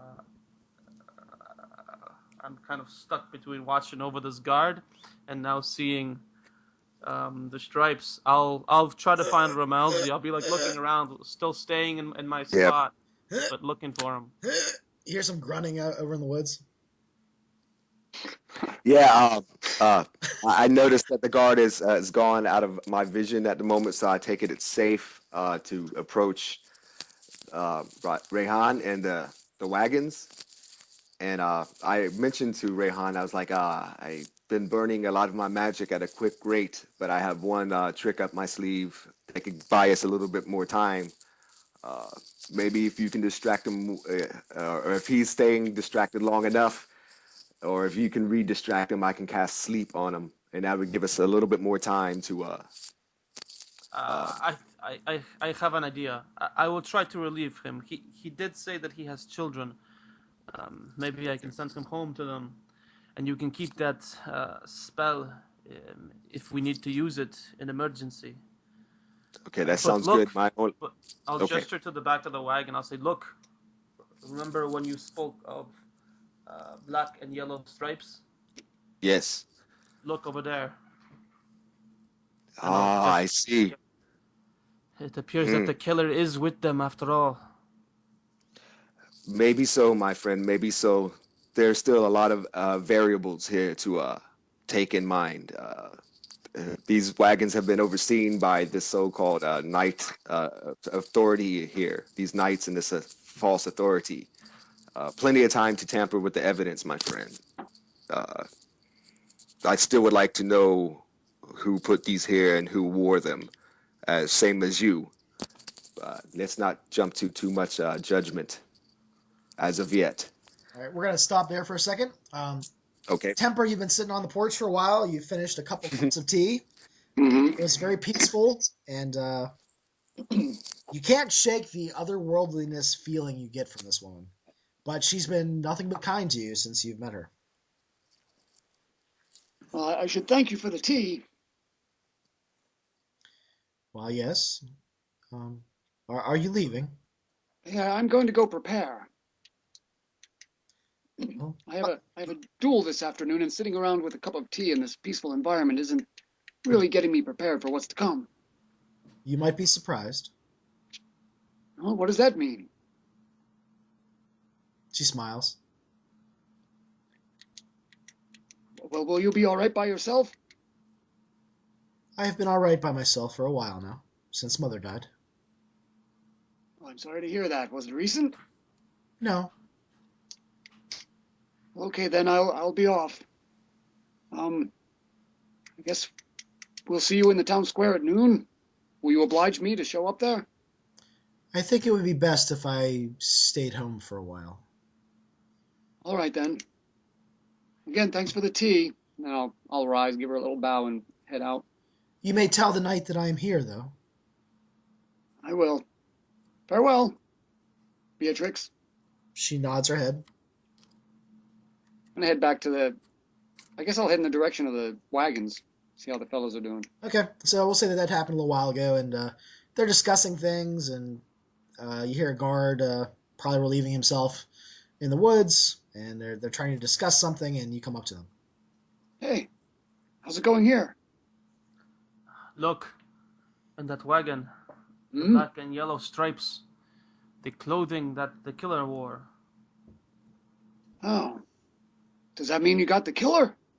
We do not. I just noticed this now. I've been trying to keep a guard busy. It sounds like he is almost finished. It smells like it too. Ah, what did he drop in the woods over there? Oof. I don't want to know, but I will try to relieve him. Pardon me, and I'll head down to where the guard is. I'm not quite done yet. Well, listen, when you are done, go back home. Go see your children and your wife. I will relieve you after all, if you do not mind. As I said, there is very little for me to do. Oh, well, thank you. It would be nice to get home. My feet are killing me. Yes, well, enjoy yourself and enjoy your wife. I'll give him a nod. I'll take your advice there, mister. I heard a lot of bad things about you people, but, well, thanks. I could use a break.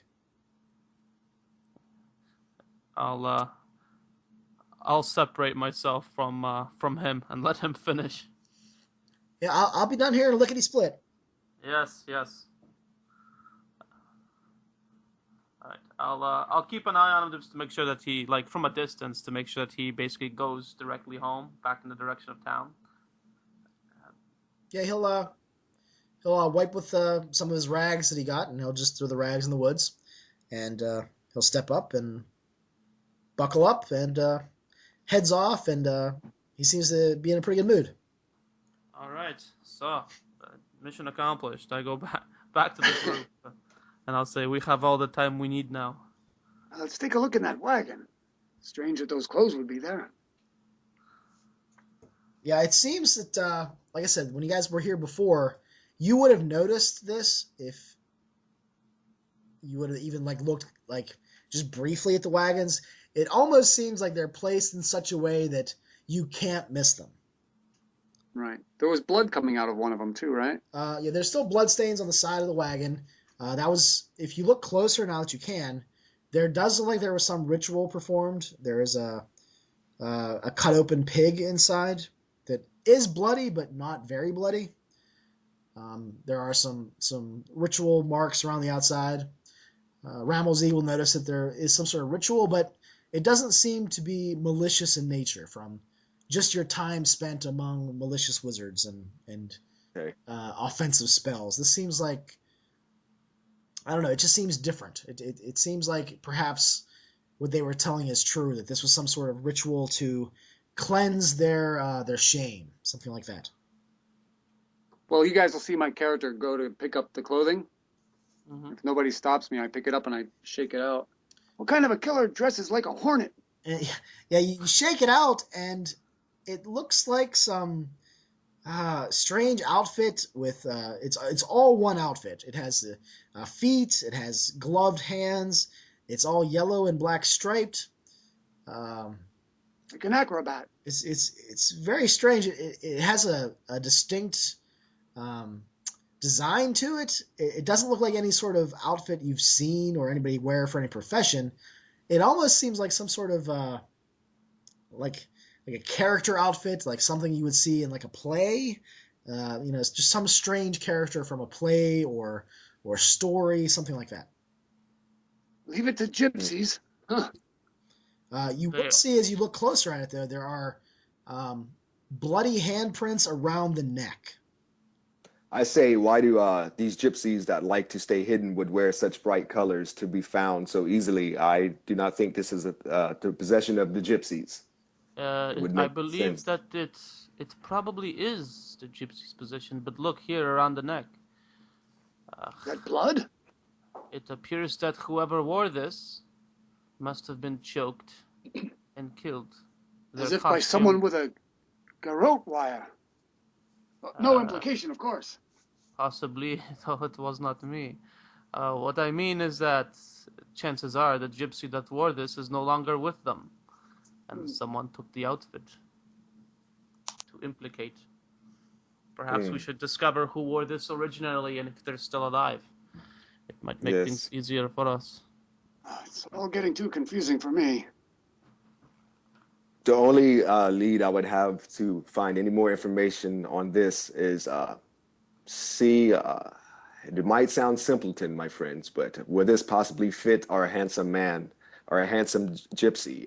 The size of these clothes? If you look at the clothes, he's like sort of moving them around a little bit. They actually seem like they're made for a smaller statured man than Anthony is. Anthony was the handsome gypsy. You're trying to think of various people in the family. It really doesn't seem like it would fit in any of them. Just going by how like the one father has a bit of a pot belly. You think it'd be way too tight on him. The wife, if she wore it, she could probably fit in it, but it'd probably be too big for her. It just doesn't seem like it's matching very well. And as you're looking and moving around, you'll see a rolled up piece of paper that's also stained with blood that's in one of the back pockets. We all saw it? Yeah, you'll all see it just in the back pocket as you're moving around looking at it. Hey, look at that. Let's take a look. Possibly a read. I'll hand it to Rayhan, because I know Rayhan can read. I'll open it up. Okay, you unscroll it, and it looks like it's a page out of a book. Back and front. It seems like it's a page from the middle of a book, and at the top it reads, "The Battle of the Bumblebee Bandit" by Ernest Wild. And the first paragraph seems like it's starting from another paragraph on another page. Unfortunately, the struggle had caused her corset to come undone. Oh my, modesty, cried Lady Lebrec, attempting to gather herself together and her lady dumplings. And it goes on, like, it definitely seems like it's trash, but it seems like there's sexual innuendo. There's more paragraphs, like this one. I am the Bumblebee Bandit, said the man, waving his rapier in the air with one hand as he shook his trademark yellow and black cloak with the other in his signature way. Champion of the poor, scourge of evildoers, and man that make the men and ladies quiver in excitement. No wonder someone killed him. And there's other silly things like other paragraphs as you're skimming over it. Have no fear, my fair lady, thundered the Bumblebee Bandit, hero of all who would call themselves free. As I have saved you from disgrace and dishonor at the hands of these uncourteous toll-keepers, so shall I keep your honor and secret safe from your riding club mistresses. Thou shalt be free to sip tea and eat crumpets and sit on my lap any time in your leisure. How ribald of him. And as you turn it over on the other side, you see a picture of what looks like is the Bumblebee Bandit holding a rapier, has a silly hat, mask on his face, and he's has black and yellow stripes on it. So maybe this is like an avenger of the gypsies or a protector of the gypsies at one time. And he made fun and games with his protection, let's say. It looks like this page was ripped out of a book, and it's page 10 and 11. Okay. So it's in print of some sort. I think you're right. Some sort of a book character or a legend. I'll see if there's any gypsies that are looking at us in our direction, since we're near the wagon. They've since head down the road. The winding path and the hills have now concealed them from your view. Okay. So basically they left this wagon behind. Yeah, all three wagons are still there. Correct. At the I mentioned the Spirit. They took what they needed the most and then just headed out of town. Okay. Yeah, I told them to go as far as possible. Get away from town. Well, that's good. At least we don't have to worry about them. I think that would be our next lead, but I am not a city person myself, and I would like to know more about this cartoon character, this bandit, Bumblebee, or whatever. Maybe a legend of the gypsies themselves. I don't know. Well, if I remember, someone did mention there's a library, and if you think that's a page out of a book, you can find the rest of the book. And you also know that there is the book bindery and printer in town that Clementine Reuter works for. Yeah. Okay. How much time do we have before your duel begins, my friend? You probably have about 2 hours, you think. Okay. I'm not sure. Maybe I'll go prepare for that while you go talk to the bookbinder. Well, it is our way in town, and it is close to the inn. If you can spare a few moments to come with us. I suppose I could then. Maybe we can spar before your challenge begins. That would be excellent. These old joints of mine do tend to stiffen up by midday. I nod and grin at you. Let's make the best of our time. Yeah, say let's move. Yes, let's go. To the bookbinder. Dun. Thanks for that. Who was that? That was me. Well played. Well played. So you head back into town, and you will see some the constable and several high-ranking looking people, maybe a judge or lawyers that are outside of the jail, and they're shouting at each other and pointing and like I said, in the center of town is still the body of Jessica, and the crows are flapping and ripping apart whatever flesh is left on her body. Wow. Looks like they're onto the fact that the gypsies are gone. I'll nod my head very slowly. Only a matter of time before it comes back down to us. Yes, we have a very short window of time here to do what we can. Yes, let's hurry then. They would not suspect us at the library or the bookbinder as of yet. They would probably not even suspect us to be anywhere close to the center of town. So it might be some of our safest places, be hidden where most easiest seen. Ah, my character holds up his deputy sheet. Plus, we have these get out of jail free cards now. Who's Joe, my friend? That's all I'm worried about. Who's Joe? That's true. So, does anyone actually know exactly how to get to the bindery? I wonder where that Owen boy is. Never around when you need him. Well, the Owen boy isn't anywhere to be found, but you did see Clementine come out of the building that you assume is the bookbindery, and as you get closer to it, sure enough, it seems like it is the bookbinder itself. Oh, this must be it. Yeah, it's Rooters, Printers, and Binders is the title above the door. I say to Rayhan, I say with your charm and handsome looks, my friend, maybe you should speak to the bookbinder here. Maybe he'll know where the rest of this book is. I will Where try these my pages belong. best. I'll open the doors and step inside. I'll join him. Oh, excuse me, this is a private business. Can I help you? What's going on? Yes, I would like to use your services. There is a part of a book that I have found, a sheet, and I'll put it down on the counter. I'm sorry, I don't exactly understand what you're saying. I want to know what book this is from, and if you have a copy of it. Give me it. He picks it up. Oh, where did you get this? And he looks angry. Why are you so angry? Where did you get this piece of paper? I found it stuffed in a suit. Is it yours? Well, of course it is. We're printing this book right now. Huh. You do not say. Is there anyone that is employed with you that is about this tall? And I indicate the height of the suit. Are you showing him the suit, or you just? No, I don't. I don't have the suit myself, so someone else must have brought it. I think Temperance was the one who handled it. But you're saying, like, is there someone this tall, and like, that's? Yeah, I'm saying, is there someone about this tall who works for you? So I'm indicating like someone tall enough to fit the suit. Oh, well, maybe it seems like. I mean, it's a small man, but it could possibly fit one of my employees. And as you guys are talking, the squire barges in behind you. Lord. Oh, what are you doing here?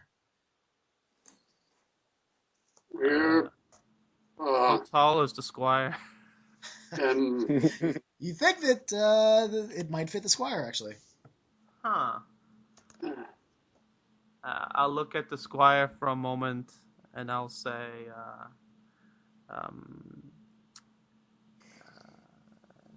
tell me the most interesting book that you have read lately, my friend. And I'll kind of glance passively at the note that the bookbinder is holding. Well, of course, my holy books. What of it? I nod slowly. You'll look the bookbinder will look at you and look at the squire, and he throws his hands up in the air. This one has been pestering me all week. We do not have an advance copy to give you. Please leave and stop harassing the women. Harassing women, are we? Kind of like a certain bumblebee character from a book. And I'll step a little closer to him. Are we a little lecherous? I kind of lean in as well, almost in flanking position to put a little pressure on the squire. Are you insinuating that there is something that would besmirch my honor? Yes, I am doing so. I am insinuating. I pat him on the back for his honesty. Well, it seems I am no longer welcomed here. Yeah. We'll see you at noon. And he sort of barges out. I'll watch him barge out, but I'll glance back at the keeper and I'll say, "What book is he interested in?" He's been harassing us for this bumblebee bandit trash that we're printing. He's in here almost every single day, trying to get advanced copies, trying to just see some of the artwork that we're doing. He's been trying to flirt with the women so that they'll give him copies. You know, my daughters. I see. You think that the man would have more respect. My daughter has just died. I think I have pieced enough together. And I'll look at the rest of the group. We have a suspect. What do you mean? Yes, The suspects are going to burn tomorrow. Um, They're going right to the all in ashes, and I'm going to laugh as they go. I'll just nod at that slowly, but I'll say, how close is the book to being finished? He seems to be a little disoriented when you change topics so quickly. Well, we have a few more pages to typeset, but it should be done within, I would say, a couple days. I take interest, and could you possibly perhaps intrigue me with maybe what you're thinking as far as the ending of the book, or is that too much information to ask from a writer as yourself or your We are not the writer. The book has already been written. We are only printing the book and binding it. But I'm sorry, like these other people that keep trying to get in here to see advanced copies, I cannot reveal anything about the book. I understand. Can I speak to one of your female employees that this squire might have had a conversation with? And I'll take out the deputy kind of note. I'm sure he knows how to read since he's a book binder, so he probably won't be taking too much time looking at it. You've been deputized. I see. All three of us have. Well, yes. You can talk to my daughter. My daughters, actually. Yes, bring them out here if you can. There's a table in the back. You can sit there, I guess. But please exit the front door. I will send my daughters outside. I'll look at the group and head out to the tables.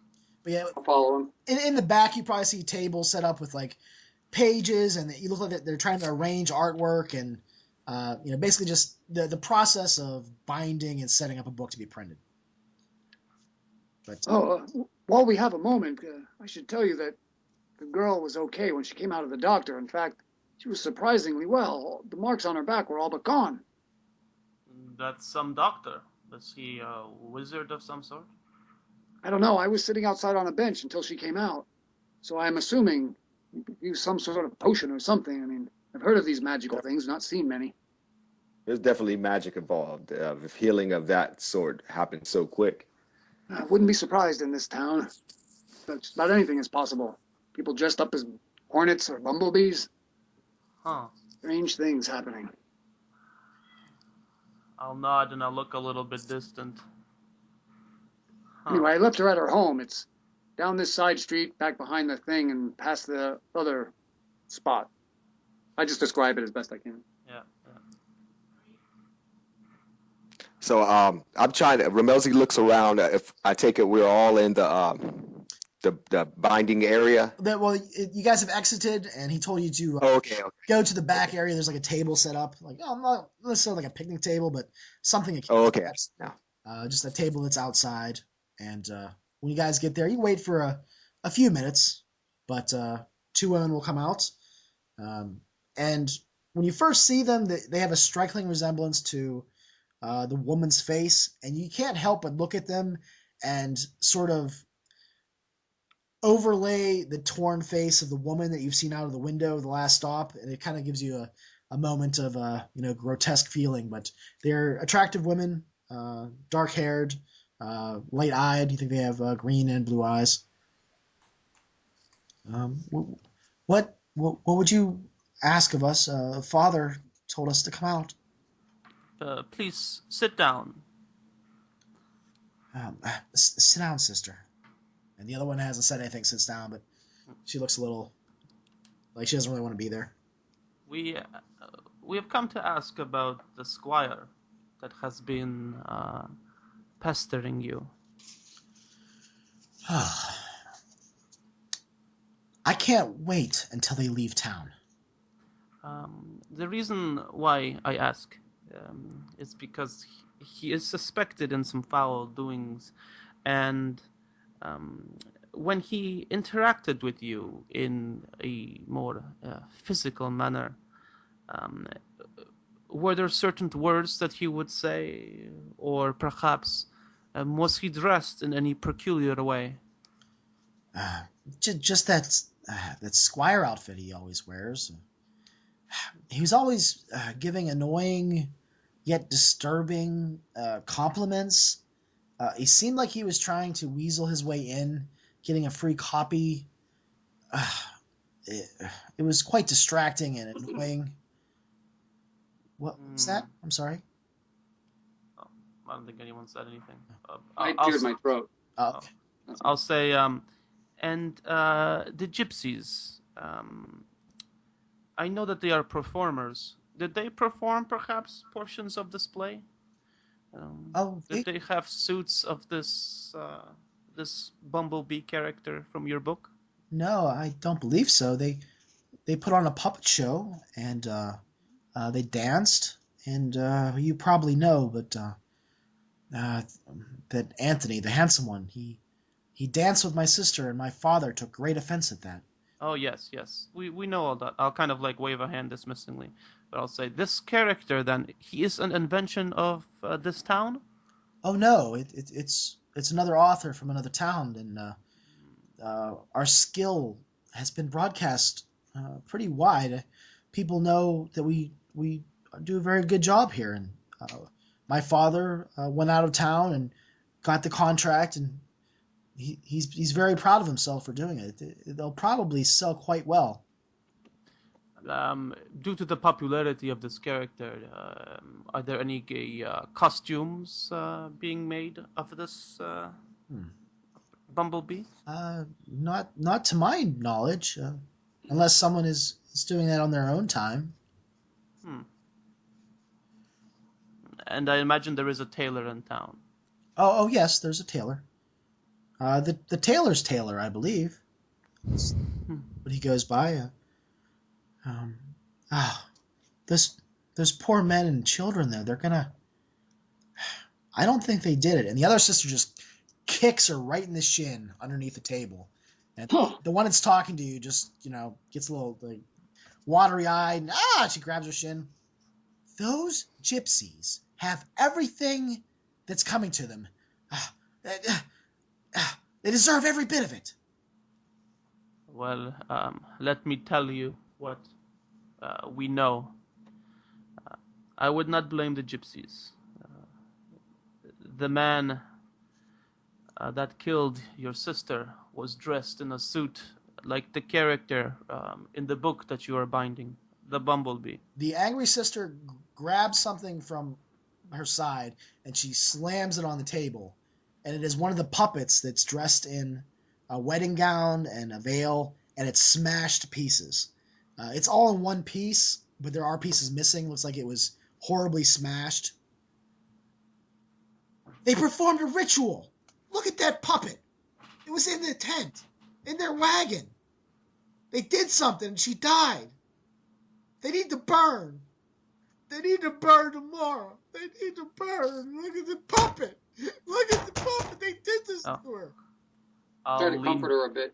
Yeah, I'll lean back in the chair and I'll look at my companions whether they have any questions. All may not be as it seems. She throws the puppet at Carl right in his face. Oh, really? Or not Carl. I'm sorry, at Temper. Oh. She breaks the fourth wall and you hit the puppet. No. It's so real. That's all I'm saying. It may not be as it seems. I can see that emotions can overwhelm or overpower intelligence in these kind of matters. But I do state that I understand the feelings, and Yeah, I try to give her as best comfort expression as possible. The other woman that was kicked. You were asking about the squire. He wants a book in the worst way.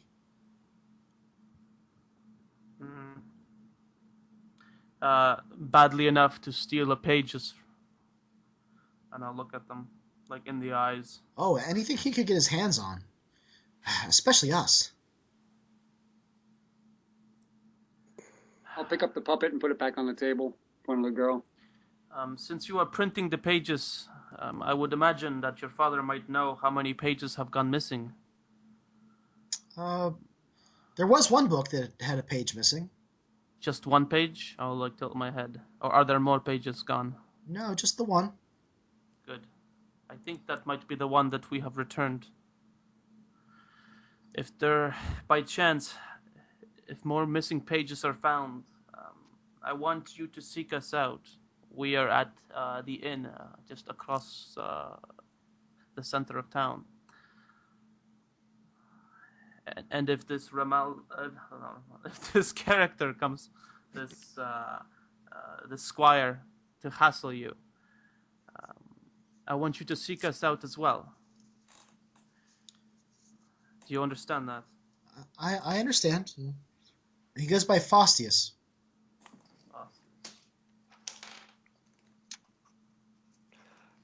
I kind of mentioned to. Oh, go ahead.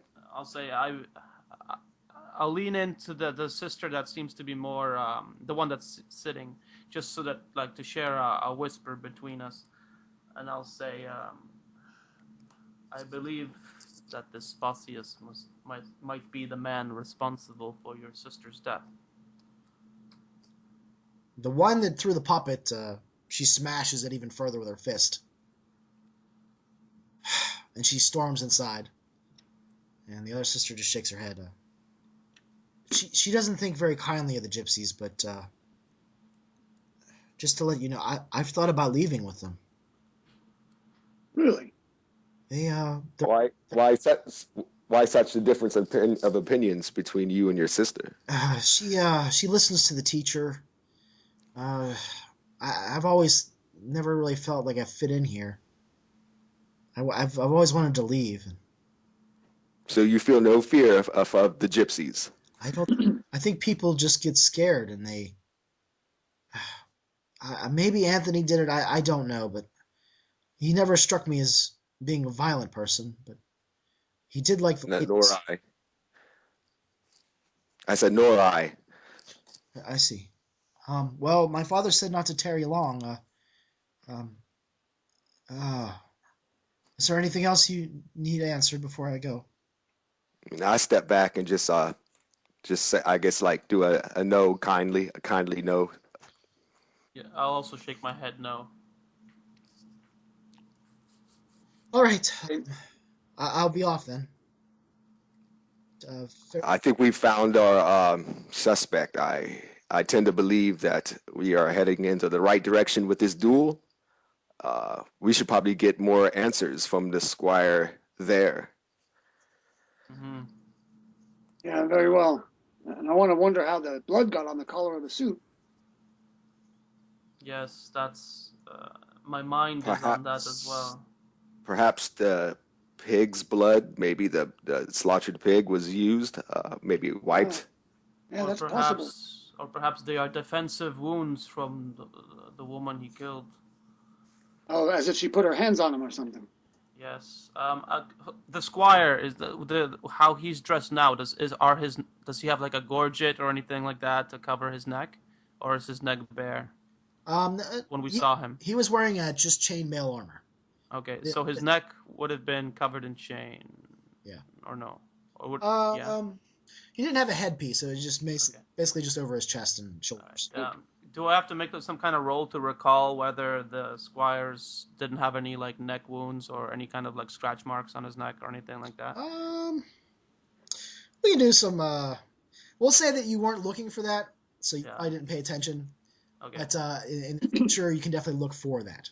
I'll look for that during the duel. which will most likely take place next week. Yeah, I think that's probably a good place to break off, as I did last time. Is there any final comments or anything that you guys want to talk about? Nothing here. I had a great time though. It was a lot of fun.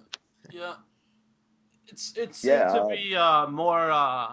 It seemed to be like really focused this time, and well, because we drove it to be focused. So the first time we played, it was like a great introduction, but now it yeah. seems like we ran with one of the plot hooks you threw at us, and we're taking it all the way. That's fine, So yeah, it's pretty good. It's pretty engrossing. Yeah, I mean, there's times there that I felt really like like I knew exactly what was going on, and in the next scene, I was like, okay, let me reset what I'm thinking here. And I really do like how we're splitting up every so often, because usually that's a no-no in most games, and I was really thinking really dig that, because how we're meeting back up and the timing of things is making the game really interesting to me. Yeah, like last week, I've never played this kind of game as far as a murder. Figuring out who did the killing and all that. I mean, it's definitely interesting. I'm having fun. I'm glad. That's cool. Yeah, today was kind of like a TV episode. It's pretty Yeah. cool. All right, guys. Yeah, I can't wait to stick it to the squire, though. I tell you that. Well, The bumblebee. we'll see how that works out, because Temper might be facing his death here. It could depend on how things work out. We'll see. That's okay. I'll take it if it comes to that. As long as I get in one good lick. I'll have to get my natural 20 sider, my natural 20 rolling die out for next week. All right, guys. I'm actually gonna be playing in like 10 minutes. I have to go get my son. So, all right, guys. Okay. Oh, wow. Thanks for playing. See y'all later. Yeah. See ya. All right, later on. Yeah. Bye-bye. Peace. Peace.